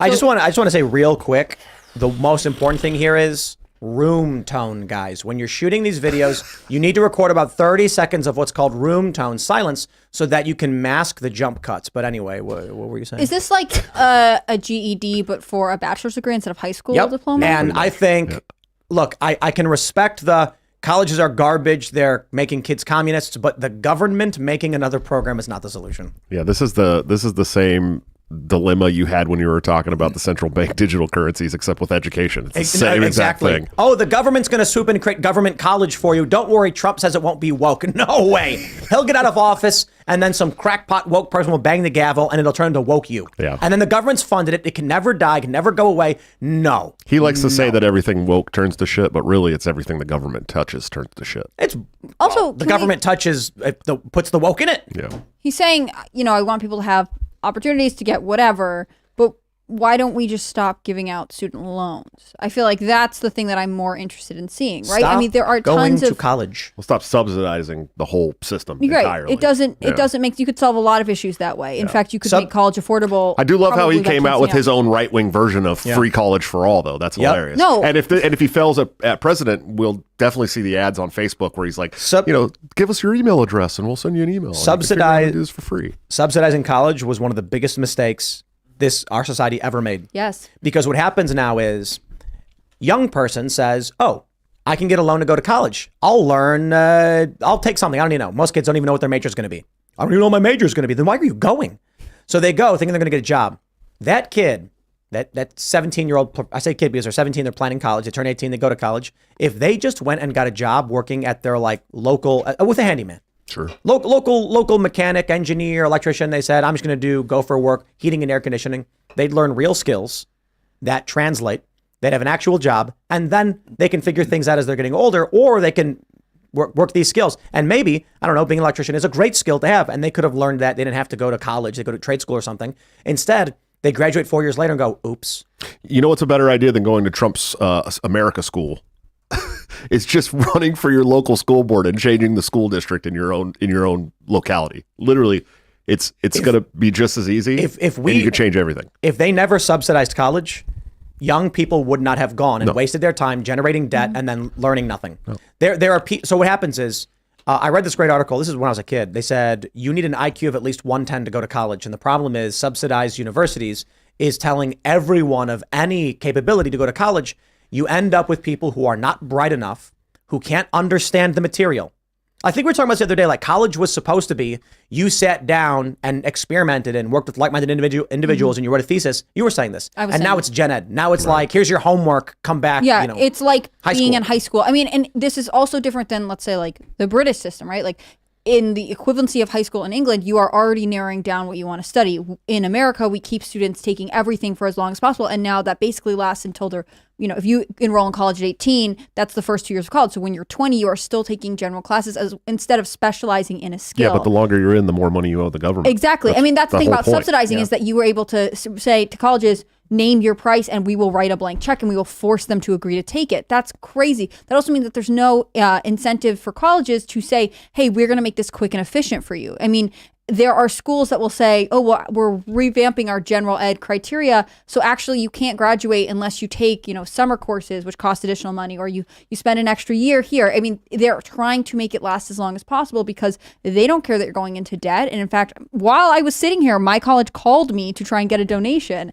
This is just, that you will always be a meal ticket for them. And I think it's sad because there are probably professors who are really dedicated to things that they're interested in. There are students who are genuinely interested in learning. Yeah, but it's the administration. Well, and also if we did not have college, would you have, people who spend money buying tickets to lectures instead? Like right now we trap all of learning in college when it doesn't have to be that way. Yeah, you got Khan Academy. You can do all kinds of things.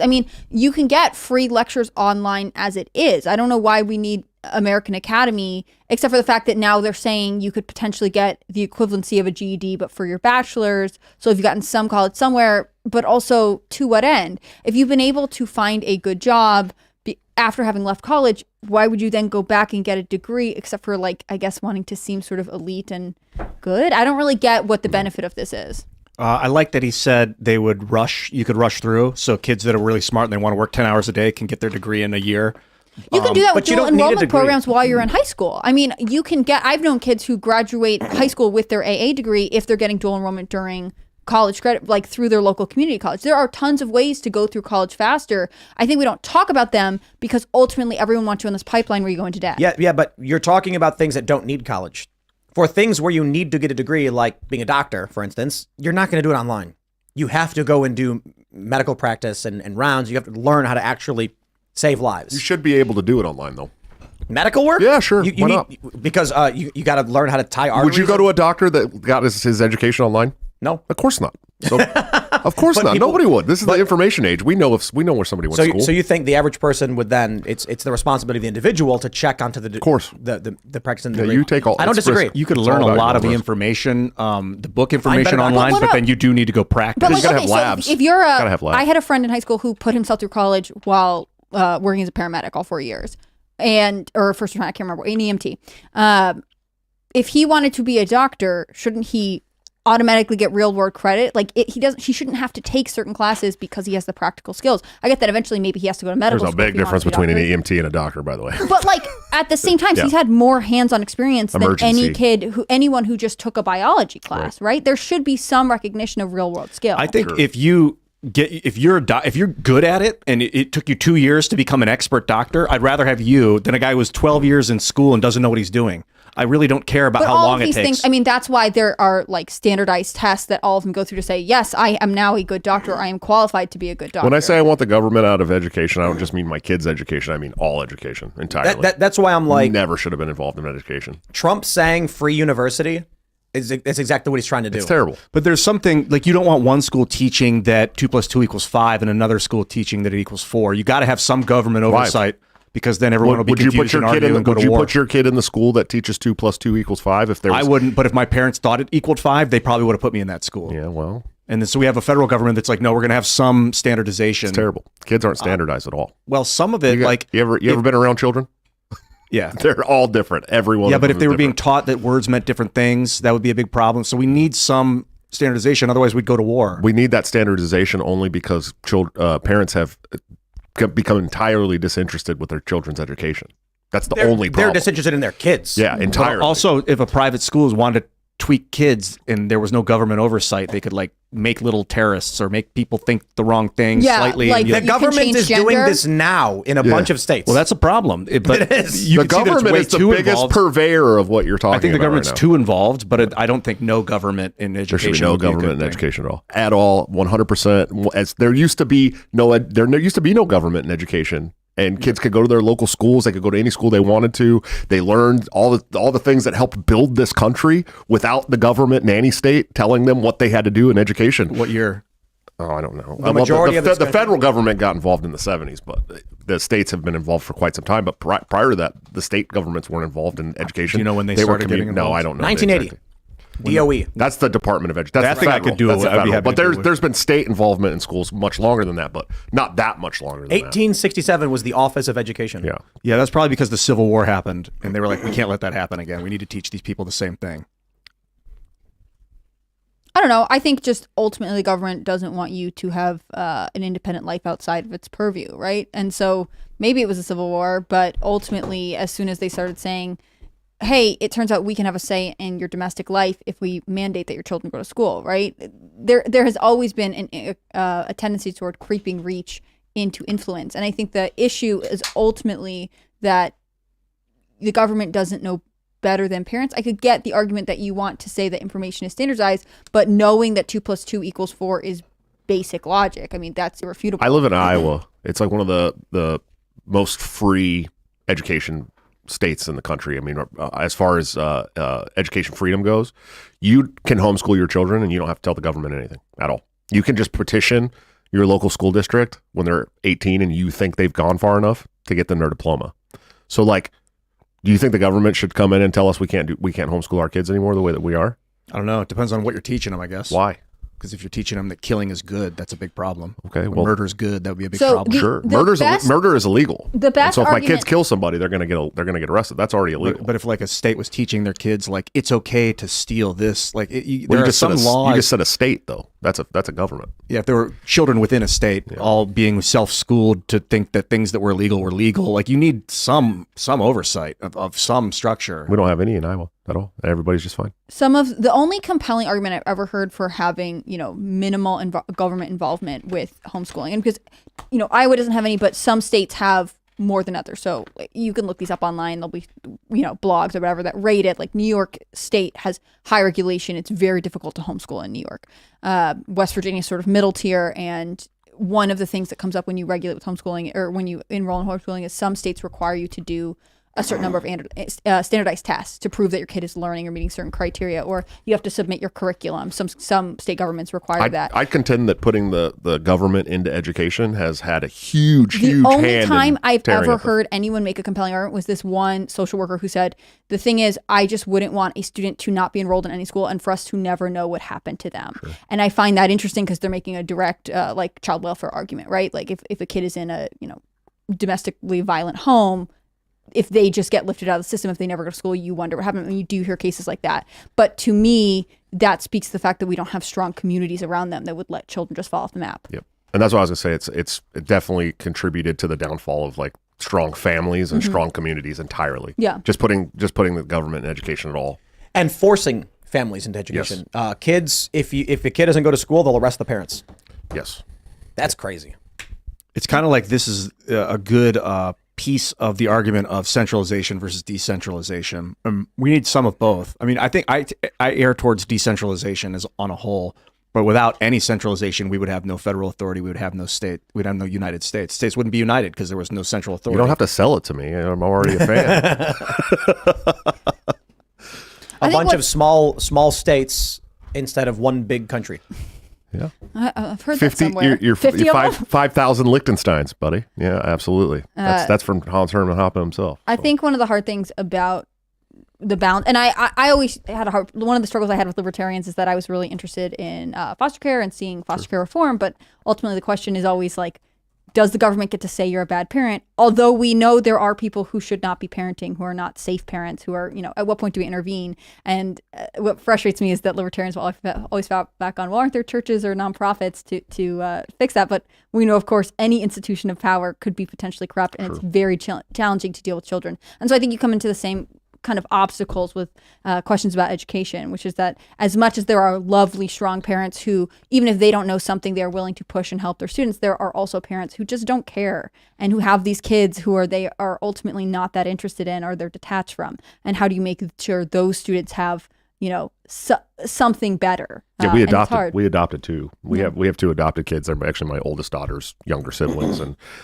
part of that, when we adopted them from Arkansas, part of that deal was that they had to be in some type of public education when we got them. Yeah, and but thankfully we're in Iowa where they have community choice charter schools, which are super community based. You have the opportunity to go down and be a part of the curriculum. You get to join the administration team and all kinds of stuff. And so we were able to use those because we live in Iowa as a public school, and they got a better education that way. But even then, they were like, my son was 9 when we got him, and he had never been to school at 9 years old. Not a single day of school. Nobody had taught him nothing. He taught himself how to read in the back of a car.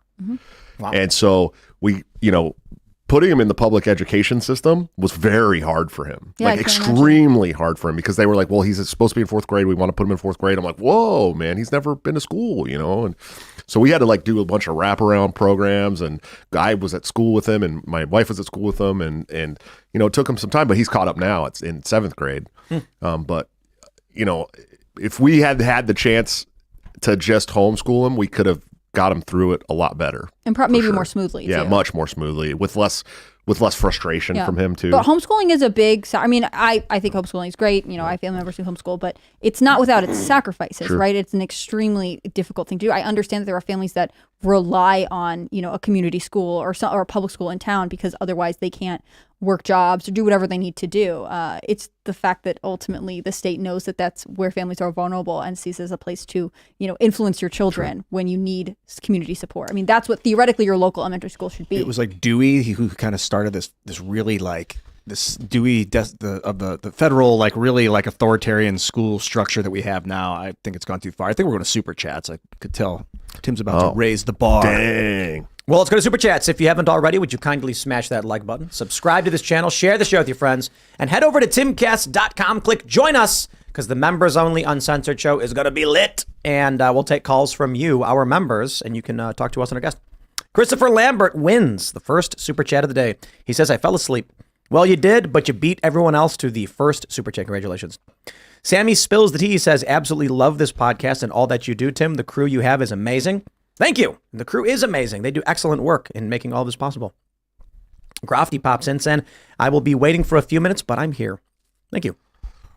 All right. Timmy J says, Eric Erickson called you and Candace Owens anti-Semites on his podcast today. He said he don't know you enough. Eric Erickson? Who is that? I don't know. You know, I'm really sick I don't of, know him enough to comment on that. I'm really sick of people saying anti-stuff. The anti-Semite thing I'm just just makes done, me laugh. I'm done at this with point. anti-crap. Yeah. I'm done with it. It doesn't mean anything. Tell me what you are. Yeah, I honestly don't care if you call me an anti-Semite or a Nazi or any of that stuff. I'm still going to give you my entire, truthful opinion on geopolitics. Yeah. No matter what you call me, I don't care. Anyone saying that, that's just your opinion, man. Yeah. You can say that, I guess. I've been called an anti-Semite more over the last 3 weeks than I ever have in my entire life, Nice. ever. Yeah. And it's only because I'm like, hey, maybe children shouldn't be dying for your wars of politics, right? Mm-hmm. It's absolutely insane. Taking crazy positions Yeah. I think out the there. Palestinians are Semites too. Yes, that's the other thing. They are. A lot of Arabs are Semites as well. It's just it's all about language. It's really what it is. I mean, most of these labels don't mean anything because they get thrown around all the time anyways. Well, it's so funny to me because obviously Israel's huge right now. This is a big, giant topic, right? But they've always framed it, at least for most of my life, as this giant holy war. We were talking about this before the show, but it's not a holy war. It's not the Muslims versus the Jews. It's the Zionists versus the Palestinians. It's a war. It's a political war. 100%. It's a political war. Yeah, meaning that it's the state is trying to take land. They have. I mean, they have been. If you look at the history of the Zionists, and the funny thing too is, first of all, this divine claim to Israel. Israel is actually in the Bible. It is the descendants of Abraham. It's a citizenship of the heart for anybody who accepts Christ as the Messiah. And the people who live there today do not accept Christ as the Messiah. Well, the Jews don't follow the New Testament, right? So right, but they're saying that they have this divine right to but in their book they do. Well, but you got to understand that to say that that's Israel when it wasn't Israel, it was Palestine, right? But it was Israel. And before. prior to that, it was the land of Canaan, right? It was Assyria before that. It was Assyria before that. It was the Ottoman Empire. I mean, you're talking thousands of years here. So again, once again, it's a weird thing for me because Max Blumenthal brought this up. He was like, it was Palestine, and before that, it was the descendants of the Jews who were conquered by Muslims. And I was like, okay, so the Jews are conquering the land back, like that, bro. There's no argument of someone being like, you want to Hatfield and McCoy this thing all the way back to the dawn of time. Fine, so be it. But if your argument is it was conquered before, so therefore it's Palestine, I'm like, oh, okay, so they're getting conquered now. No, but sounds like the colonizers are getting colonized and they're getting comeuppance. Is that the argument? No, but you do also have to understand that when the Zionists moved in to Israel, they were living with the Muslims, right? But there was also Christians that lived there that have been displaced as well. And there's still today, 7% of Palestine is Christians. Right now, the third oldest church in the entire world. None of that matters. It does. I think it does matter. I think when you're talking about the geopolitics of it, if it, in this lifetime, in this generation and the last generation, those people lived on that land too. It doesn't matter. And then they got displaced. These don't present any solutions to the conflict. It's sure come in and choose a side and then start fighting about it. One thing that's important instead of being like, and I don't want to choose a side at all. You really want to distinguish Israeli and Jew. It's very important that they're two completely different. The country of Israel and the Zionists, meaning the people that wanted to create a country of Israel, it's totally different than someone that's Jewish. They're not the same in any way. In fact, there's a lot of Jews today, and we saw there's video of it all over today, that there's Jews being beat in the street by Zionist police for protesting against the dead children in Palestine. Right now. It's happening right now. Do you know that for sure? Yeah, I saw the videos of it. I watched the videos of it. Watching a video doesn't mean you know why the fight happened. Well, I know why the fight happened. Fed up with all of the lies. Okay. There's no refugee camp. That was a lie. On both sides. What was the lie from Israel? I mean, I'm not saying there's none. I mean, like, look, I can tell you the examples we have right now. Well, how about this? I know they lie. They're saying that war was declared on October 7th, right, by Hamas. Nobody's going to dispute that. Okay. I think Netanyahu was the one who declared the war. Sure. But come on, Hamas attacked. Hamas attacked and Netanyahu declared war. But do you know that since January of this year, in times of peace, 200 Palestinians have been killed by IDF, right? I don't know. That matters. Does it? Yes, because Hamas flew over, tore down fencing, killed a bunch of civilians. In October 7th. On October 7th. Right. And then saying something like 200 Palestinians died. I'm like, okay, what happened? How many Hamas soldiers died on October 7th? I don't know. A lot. You should know, right? I mean, if you're going to use this as an argument, because the argument would No, I'm not. This isn't my argument. My argument is that these tensions have been going on for years and years and years and years, and they've been killing. Both sides have been killing each other for a long time. Yeah. But there's a big difference between like over the span of several months, for a reason we have not yet determined, 200 Palestinians died. It doesn't answer how many Israelis died. It also doesn't correlate with and Israelis prior to January as well, and Palestinians prior to that, and Israelis prior to that. And that's why that number doesn't mean anything. It doesn't mean anything. So when I say that the history of the region, in terms of like it was this country before this country before this country, doesn't solve the problem today. Sure. So you've got Israel and Palestine fighting. We say, what's the solution to stop the conflict right now? Okay, well, Hamas attacked Israel on October 7th in a brutal, horrifying way. Now Israel is airstriking Gaza. Thousands of civilians are dying. I think there's a fair argument for ceasefire only in the context of we do not want regional conflict, which is happening. It's starting. It's already. Yeah, right. it's already. Hezbollah is firing shells today. I mean, it's already happening. And then the Houthis in Yemen are launching attacks. Iran's going to get involved. Backing all of them, and now it's pulling everybody in. Plus, Israel's been bombing Syria. This is bubbling up. It's getting massive. The only reason to call for a ceasefire is not because of a moral stance on who is allowed or not to do it. It's because, guys, stop fighting before the whole world blows up. We're not going to get a ceasefire. And do you want to hear my conspiracy theory on this? This is a conspiracy theory. I have nothing to back this up. But the West has wanted war with Iran for a long time. That's undisputable, right? And so putting boots on the ground, Western boots on the ground in Palestine is going to... They're doing it. Hugely, yes, and it's going to hugely increase the chances of terrorist attacks in the West, which is exactly what happened on 9/11. That gave them all the support they needed to go into Afghanistan, Iraq, Syria later, Yemen, all these places that they needed to go, right? This what was 11 countries or whatever that they want to go to war with. They know 100% that when they put boots on the ground in Palestine, there's going to be terrorist attacks in the West. They're already there. They're going to get the support that they need for war with Iran. That's what they've been pushing for. It is a fact, according to the New York Times and the Times of Israel, that U.S. special forces are in Israel assisting with recovery of hostages. Now, that's the extent of the statement. Right. But you'd be insane not to think that as Israel is exactly. They don't stand there and liaise with Israel. No. They go get them. Right. And with Israel now cutting Gaza in half, the assumption is U.S. forces are already fighting. Plus, there have been reporters on the ground who have stated this already. Rumors, because it's hard to confirm these things. But if the official reporting is special forces are there, then a reporter says, hey, Americans are in Gaza fighting, it stands to reason that's likely the case. According to Bloomberg, the U.S. held secret meetings discussing U.S. troops occupying Gaza after this operation ends. So yes, right. Iran... They know. We should go deep on the after show. That's what they're trying to do on Israel-Palestine conflict. I want to go deeper. Yeah, we can go deeper on it for sure. There's a lot. I got a lot more to say. Let's read some more. So I looked up Eric Erickson. He's a personality. Hello. Whoa. What was that? Awesome. Your phone. No, that was we're in the Discord channel. Someone went in the... I see. Yeah, why are we in the Discord channel? That's not supposed to happen. Well, that was terrifying. Yeah, just a bright hello from someone who popped in, and there you go. No, thank you. Yeah, sorry about that. Well, there you go. Let's read. Eric Erickson is like a conservative personality or whatever. I think it's funny that I'm getting a bunch of people calling me an Israeli Zionist shill, and then Eric Erickson, allegedly, according to this tweet, is calling me an anti-Semite or something. Yeah, it's either way. There's nothing you can do about it, I guess. Make no one happy. Yeah, you've been pretty pro-Israel to be calling it anti-Semite, right? I mean, I'm pro-Israel in the extent of October 7th. Like, I'm not going to get into the history of the region, and I can only tell you now that when people make moral arguments about what Israel did in the past versus what Hamas did on October 7th. Or what Israel's doing right now, too. I'm just like, none of this is solving anything. Right.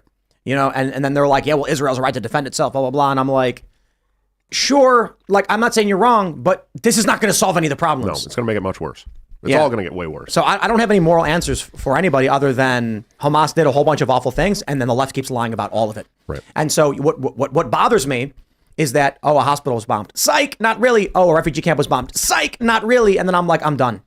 And then they're like, yeah, well, Israel is bombing civilians. I'm like, yeah, but all of those stories turn out to be lies. No, they're definitely there's a lot for of sure. civilians. Of course. Thousands. Except the two big ones that were casus belli for these other countries and militia groups to get involved were fake. And I'm just like, at this point, I'm done listening to people who in their own doctrine say, lie to me to gain political power. I don't care about Israel. Like, they're a country that exists. There's a war going on. You should care more about Israel. I care about Israel as much as I care about Myanmar. Because Israel has a ton of influence on your politics here in the United States. And I care about Israel as much as I care about Myanmar and Armenia. Are there problems in Armenia with the Christians? You bet. It's horrifying. We should talk about it. I care about Israel as much as that and these other countries. Nobody's talking about those countries. The psychotic obsession with Israel is the most annoying thing in the world to me. It's just like, there's some people who just cannot talk about anything else. And I'm like, geez, you have people on Twitter that will have a calm, rational conversation with you about anything. And then as soon as Israel comes up, they'll start talking about nuking Gaza. And I'm like, oh, yeah. And calling you an anti-Semite if you don't want any dead children, too. And I'm like, can we talk about Burma? You're not passionate about Burma? I mean, like. Or Yemen? My top passion 1948, the Burma-Myanmar conflict, 200,000+ dead. Nobody cares. Yeah. The Yemen humanitarian crisis just stopped. Like literally 500,000 dead children due to foreign policy, like U.S. foreign policy in Saudi Arabia. And like nobody said a word. I always say this, our priority should be what's happening in the U.S. It's not, you can't be compassionate or empathetic to what's going on outside the U.S., but how can we have this conversation about what we should be doing in an interventionist fashion when we don't secure our own border? Right. It's ridiculous. Let's read some more. We got this. Bender the Offender says, Tim, I do not think that a majority of states would abolish or ban no-fault divorce due to the fact that states get a financial percentage from the divorcees. However, I did see that the GOP was going after no-fault divorce. Thoughts? No-fault divorce should be abolished, and I believe that along with it, it will take child support with it. I think child support is overwhelmingly a really, really awful and evil thing. Title 4D of the Social Security Act. This is part of my platform for president, explain. by the way. So the lamest, most basic terms for Title 4D of the Social Security Act is for every 66 cents that a state spends on child support enforcement, welfare programs, stuff like that, the federal government returns them $1 for every 66 cents they spend. So essentially, what the federal government has now done has subsidized the state to separate families so they can treat one custodial parent that has the child all the time and one as a visitor so they can take revenue from them. And for every dollar they collect from them, or for every 66 cents they collect from them, the federal government gives them $1 back. But also, through no-fault divorce and other things, as including these programs that the states have, we've incentivized women most of the time, 96.7% of the time it's the woman, to split up the family and get paid. Right. And you have to pay for her life and your child's life and your own life. And then you get to see your child every other Sunday night. Child support in almost all forms should be abolished because it is an incentive and a safety net to tell anyone, but typically women, that if you break up your family for with no fault, the man is on the hook. Don't worry about it. Yeah. Title 40 of the Social Security Act would take care of a lot of that. Divorce should be only in the instances of fault, abuse, infidelity, and if it will typically be men. If a man is abusing his wife, sorry, buddy, you got to pay child support and a lot. If a guy is committing infidelity, you broke the rules, you broke the terms of your agreement, you got to pay child support. But if you have a man and a woman who are married, and the woman just says, I'm not into it anymore, I'm getting a divorce and you have to pay, nope, that should be abolished. And the guy should be like, well, you chose to break the family up. Here's how it should work. Joint custody. And then the guy says, I'll pay for the kids when I have the kids and you pay for the kids when you have the kids. No question. There should be no incentive. Equal responsibility and no incentive for anyone to get a divorce knowing the other partner, typically the man, has to pay for it. I talked a lot about this on the last show I was on with you already, but the amount of fatherless homes in America is 1 in 4. Mm-hmm. 1 in 4 kids lives in a fatherless home. 82% of all violent youth offenders sitting in jail today are from a fatherless home. 92% of mass shooters are from a fatherless home. These are undeniable This statistics. was Larry Elder's big thing. Yeah. He announced his candidacy. He led off with the fact that the fatherless epidemic is the thing driving social destruction in America. The worst part of is the worst, absolute worst thing that we face as Americans today. It has bred an entire generation of apathetic, violent children. And it's The hardest- solvable. I mean, we could change the culture. And the stats are undeniable. And we'd have to acknowledge that this is an issue, and then you'd have to fight the idea that, like, no, it's great if we have, unmarried couples, single moms who depend on the government, which is obviously not what one party in particular wants. I want to read this. Federale Actual says, I'm literally out of discretionary funds, but had to tip one last time hearing that Tim is hiring skaters who speak out. Keep going, guys. Spiral out and vote for Josh Smith. Was I first? You were far from first, but I want to stress this point. Yes. I don't know if it's up yet, but it's called The Boonies. It's our skate show. We were just having a meeting over the new skate park designs. We are bringing on a series of pro skaters. We filmed with a bunch of semi-pro AMs, and we're doing tips for tricks, cash to skateboarders. Oh, it is the most glorious thing ever. Because there are some skateboarders who are just cowards, absolute cowards. And they're like, I'm scared to come and skate your park because then someone might yell at me on the internet. And I'm like, then there's no money here for you, but it's your choice. Then there are other skaters who are like, I don't care what people on the internet say. Let's go. And they show up and do awesome tricks. The point of this is, what the hardest thing in the culture war is? Inspiring young people. Sure. So many people, I don't have kids. Working on it. None of your business. But because everyone's always like, where are your kids, Tim? Well, it's a private family matter, but not that you're asking. But making sure that the next generation holds our values is quite literally the apex of our mission. That's the only thing that matters. Sure. You can say, right now, I wish the system was this way. What you need to be saying and understanding is the system changes when you share those ideas with young people who can then start working towards expanding those ideas as they grow older and growing into it. If you do nothing, they're all communists. Also, let me say, if you're waiting for things to get better to have children, don't. They're not going to get any better. You got to have kids now, right now. Yeah, the guy who had 7 kids while living in the middle of the woods 300 years ago was not waiting for it to get better. No. Actually, the kids were making it better. He was like, we need kids who can help do work if we're going to survive. Build a tribe. Strong men create good times, and you can only make strong kids if you're having them.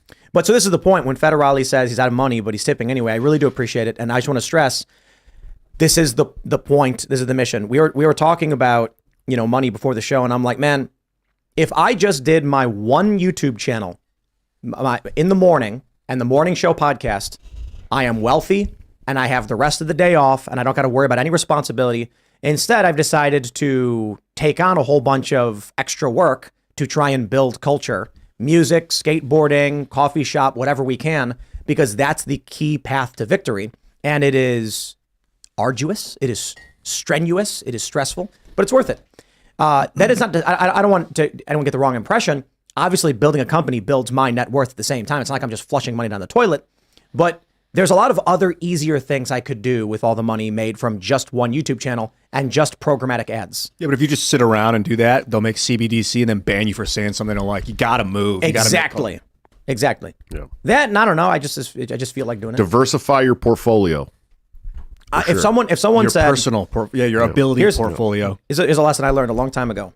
I'll ask you right now. If you woke up tomorrow and you had $1 million clean cash in your bank account, what would you do? Invest 75% of it. So there's 3 tiers of answers that so this is a question typically asked of like venture capitalists. There's three tiers of the answers. One is the ideal answer is the direct response of, oh man, $1 million. We are looking at this new property where we can start producing more of our product. Sure. If I had 300,000, that's the answer they're looking for. The second answer is what you said. I would invest. Okay, well, it's a little vague, but that's good because it means if I give you money, you're looking to make money with it. And the worst answer, which is 95% of the answers, is, oh man, vacation. Like, oh dude, I'd get a new car and I'd pay off my bills. And it's like, I will never give you a penny. Yeah.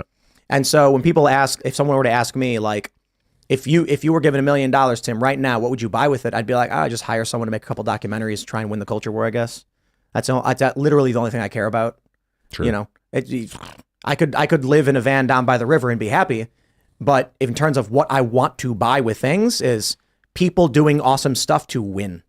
Just also remember the other most important thing you can do to win the culture war is to have children and raise them to be free thinking, independent humans. Yeah. Very, very important. Going places you don't normally go and interacting with people you don't normally interact with Sure. is vastly powerful. Yeah, it can be, for sure. Absolutely. All right. Here we go. Let's read some more. Riley Lewin says Ian Freeman was sentenced to 96 months in federal prison for selling Bitcoin without sufficient investigations into his willing customers in early October. Not the first or the last, unfortunately. Yeah, there's a few. The Crypto 6 or something like that from New Hampshire. He was part of that, and I don't know all the details of the court case, so I'm not going to comment on it too much. But I know Ian Freeman has a podcast community that he puts my podcast on for me all the time. He's a pretty cool guy. So. Reby Cheap says, to be honest, 2,000 isn't enough. This is in reference to a video I made where a woman says she won't sleep with a man until he spends $2,000 on her. And I said she's right. He says, you shouldn't sleep with a man unless he also buys you a $9,000 shiny rock and swears in front of both your families to love you forever. Bingo. I don't know about the $9,000 shiny rock, and the money isn't necessarily what's important. This woman wrote an article where she was like, I heard that some women are saying they'll only sleep with a man if he spends $2,000 on her. And she's like, I think it's probably a good idea because I've slept with a bunch of guys and then they ditched me the next day. And if I wait until they spend this money, maybe they'll stick around. And I'm like, women are starting to rediscover standards again. I know, it's crazy. Thank goodness. And then Full circle. She says at the end of the article, actually, what's more important than the money is what is their job? Do they have debt? Did they go to school? Do they have a stable career? Yeah. What's their future plans? And What's I'm their like, relationship like with their family, their parents? And I'm like, these are all the questions we always asked. Mm-hmm. And then we got rid of it for hookup culture. And now you're realizing that was bad. And hooking up with random guys was bad. And now you're like, maybe I should actually stop, ask these guys about their lives. And if they don't stick around, they weren't worth it in the first place. I think women are also discovering that when you have standards for men like to meet the standards. They like to pursue and achieve, right? So if I say like, I want to be with someone who's high achieving, that's desirable for someone who also wants to be high achieving. And that is better for both of us in the long run. If you're expecting very little and the man doesn't have to do anything, like maybe he'll hang around for a while, but ultimately he is dissatisfied with his life anyways and will move on. It doesn't benefit anyone to have low standards. Sure. I said the other day, all this stuff popped up originally with that tweet of I don't know, what was it? $200 on the first date or whatever. Yeah. You retweeted my tweet, but I said when I stopped dating for a fun time and started dating for a long time, I stopped having dates that didn't need reservations. And that's true. Like when I wanted that quality, like I changed my whole life to go get quality. Yeah. I've been getting into chastity lately, which is just really sex with a purpose. Like instead of just lust. Sure. It's stressful because testosterone's nuts, but like it's really rewarding. Yeah. You got to meditate. You got to discipline. You have to be the warrior. You know, or get married. There's two kinds of people. There's then you can do whatever you want. The person who's the look, you're either in control of yourself or you're being controlled by whims, right? When you wake up, do you decide? I am me and I decide what I do, or do you just face compulsion within you and say I'll do whatever I feel? You know what I mean? I think the things you do in life should have purpose, and dating is one of those things. Are you an NPC or are you a player character?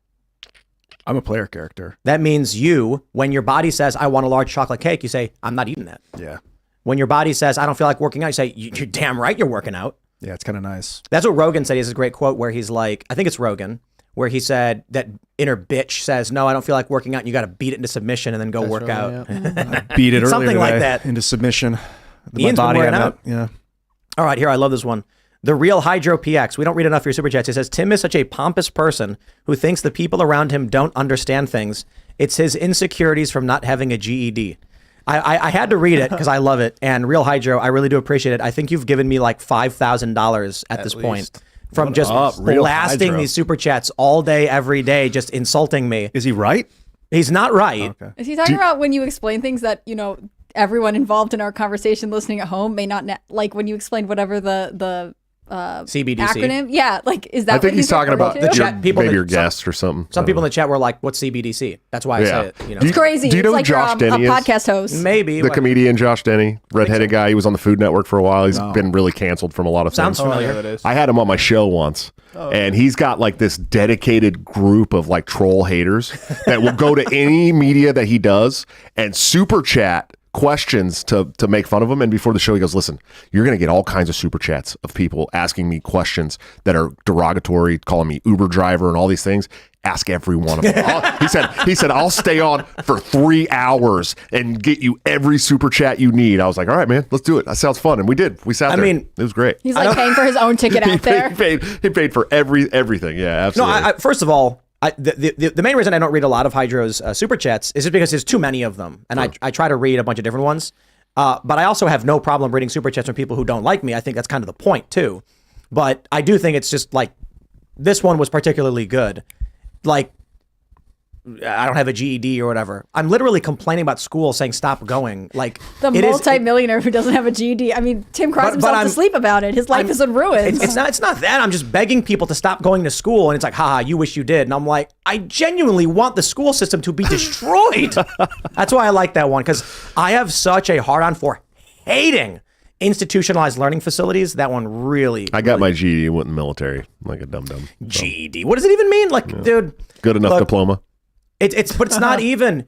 Look, I don't know. I don't know where I learned this or how I learned this. But if you can convince someone you don't need anything, you know, you can walk into any venue you want, meet any celebrity you want, so long as you know how to speak words. That's all you need. And so I'm like, what is this piece of paper going to get me that I can't just say? So you know what I did? You want to know how easy it is?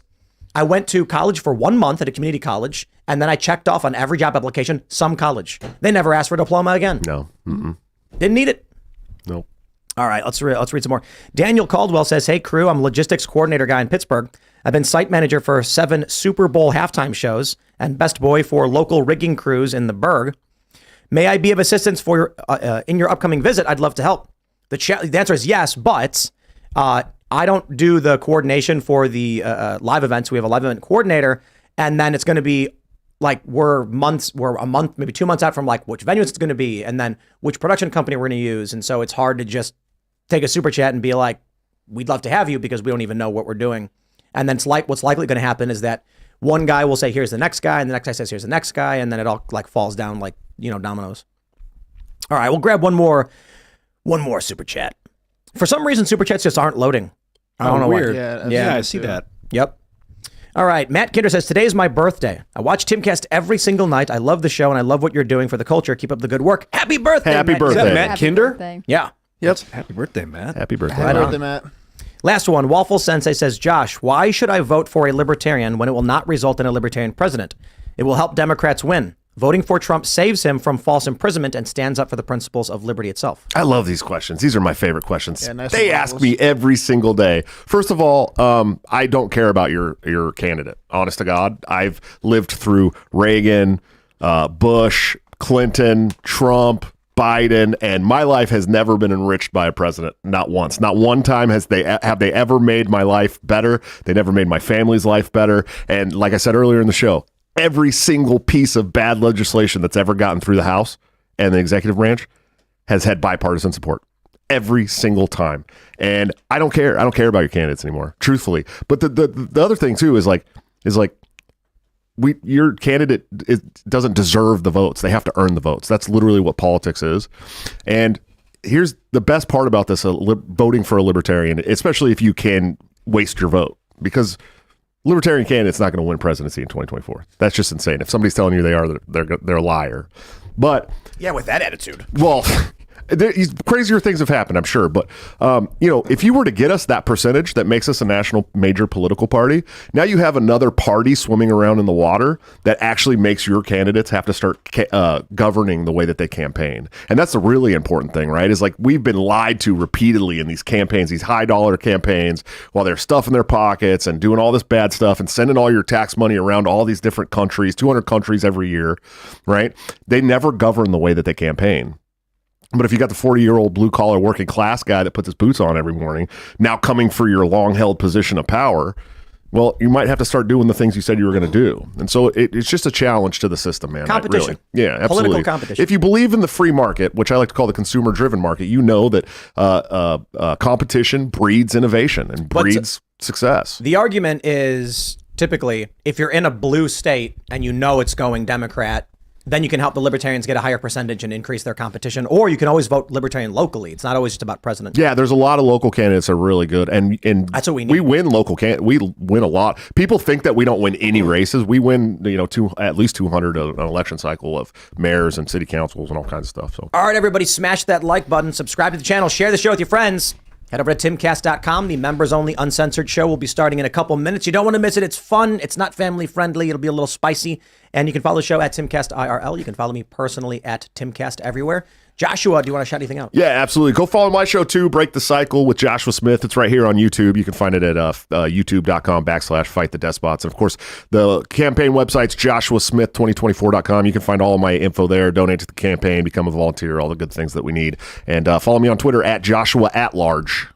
That's awesome. It's been so fun having you here. Yeah, I'm Hannah Claire Brimlow. I'm a writer for Timcast.com. You should follow at Timcast News on Twitter and Instagram. If you want to follow me personally, I'm on Instagram at HannahClaire.b and I'm on Twitter at HCBrimlow. Guys, thank you so much. And of course, Ian. Tonight is the night. You're going to subscribe to me on YouTube. It happened. I'm fully monetized. Tomorrow is one of my most exciting interviews I've ever had. It's at 3:30 p.m. Eastern Standard Time with James Tour, one of the leading graphene scientists on Earth at Rice University. They're doing flash joule creation of graphene and hydrogen for fuel.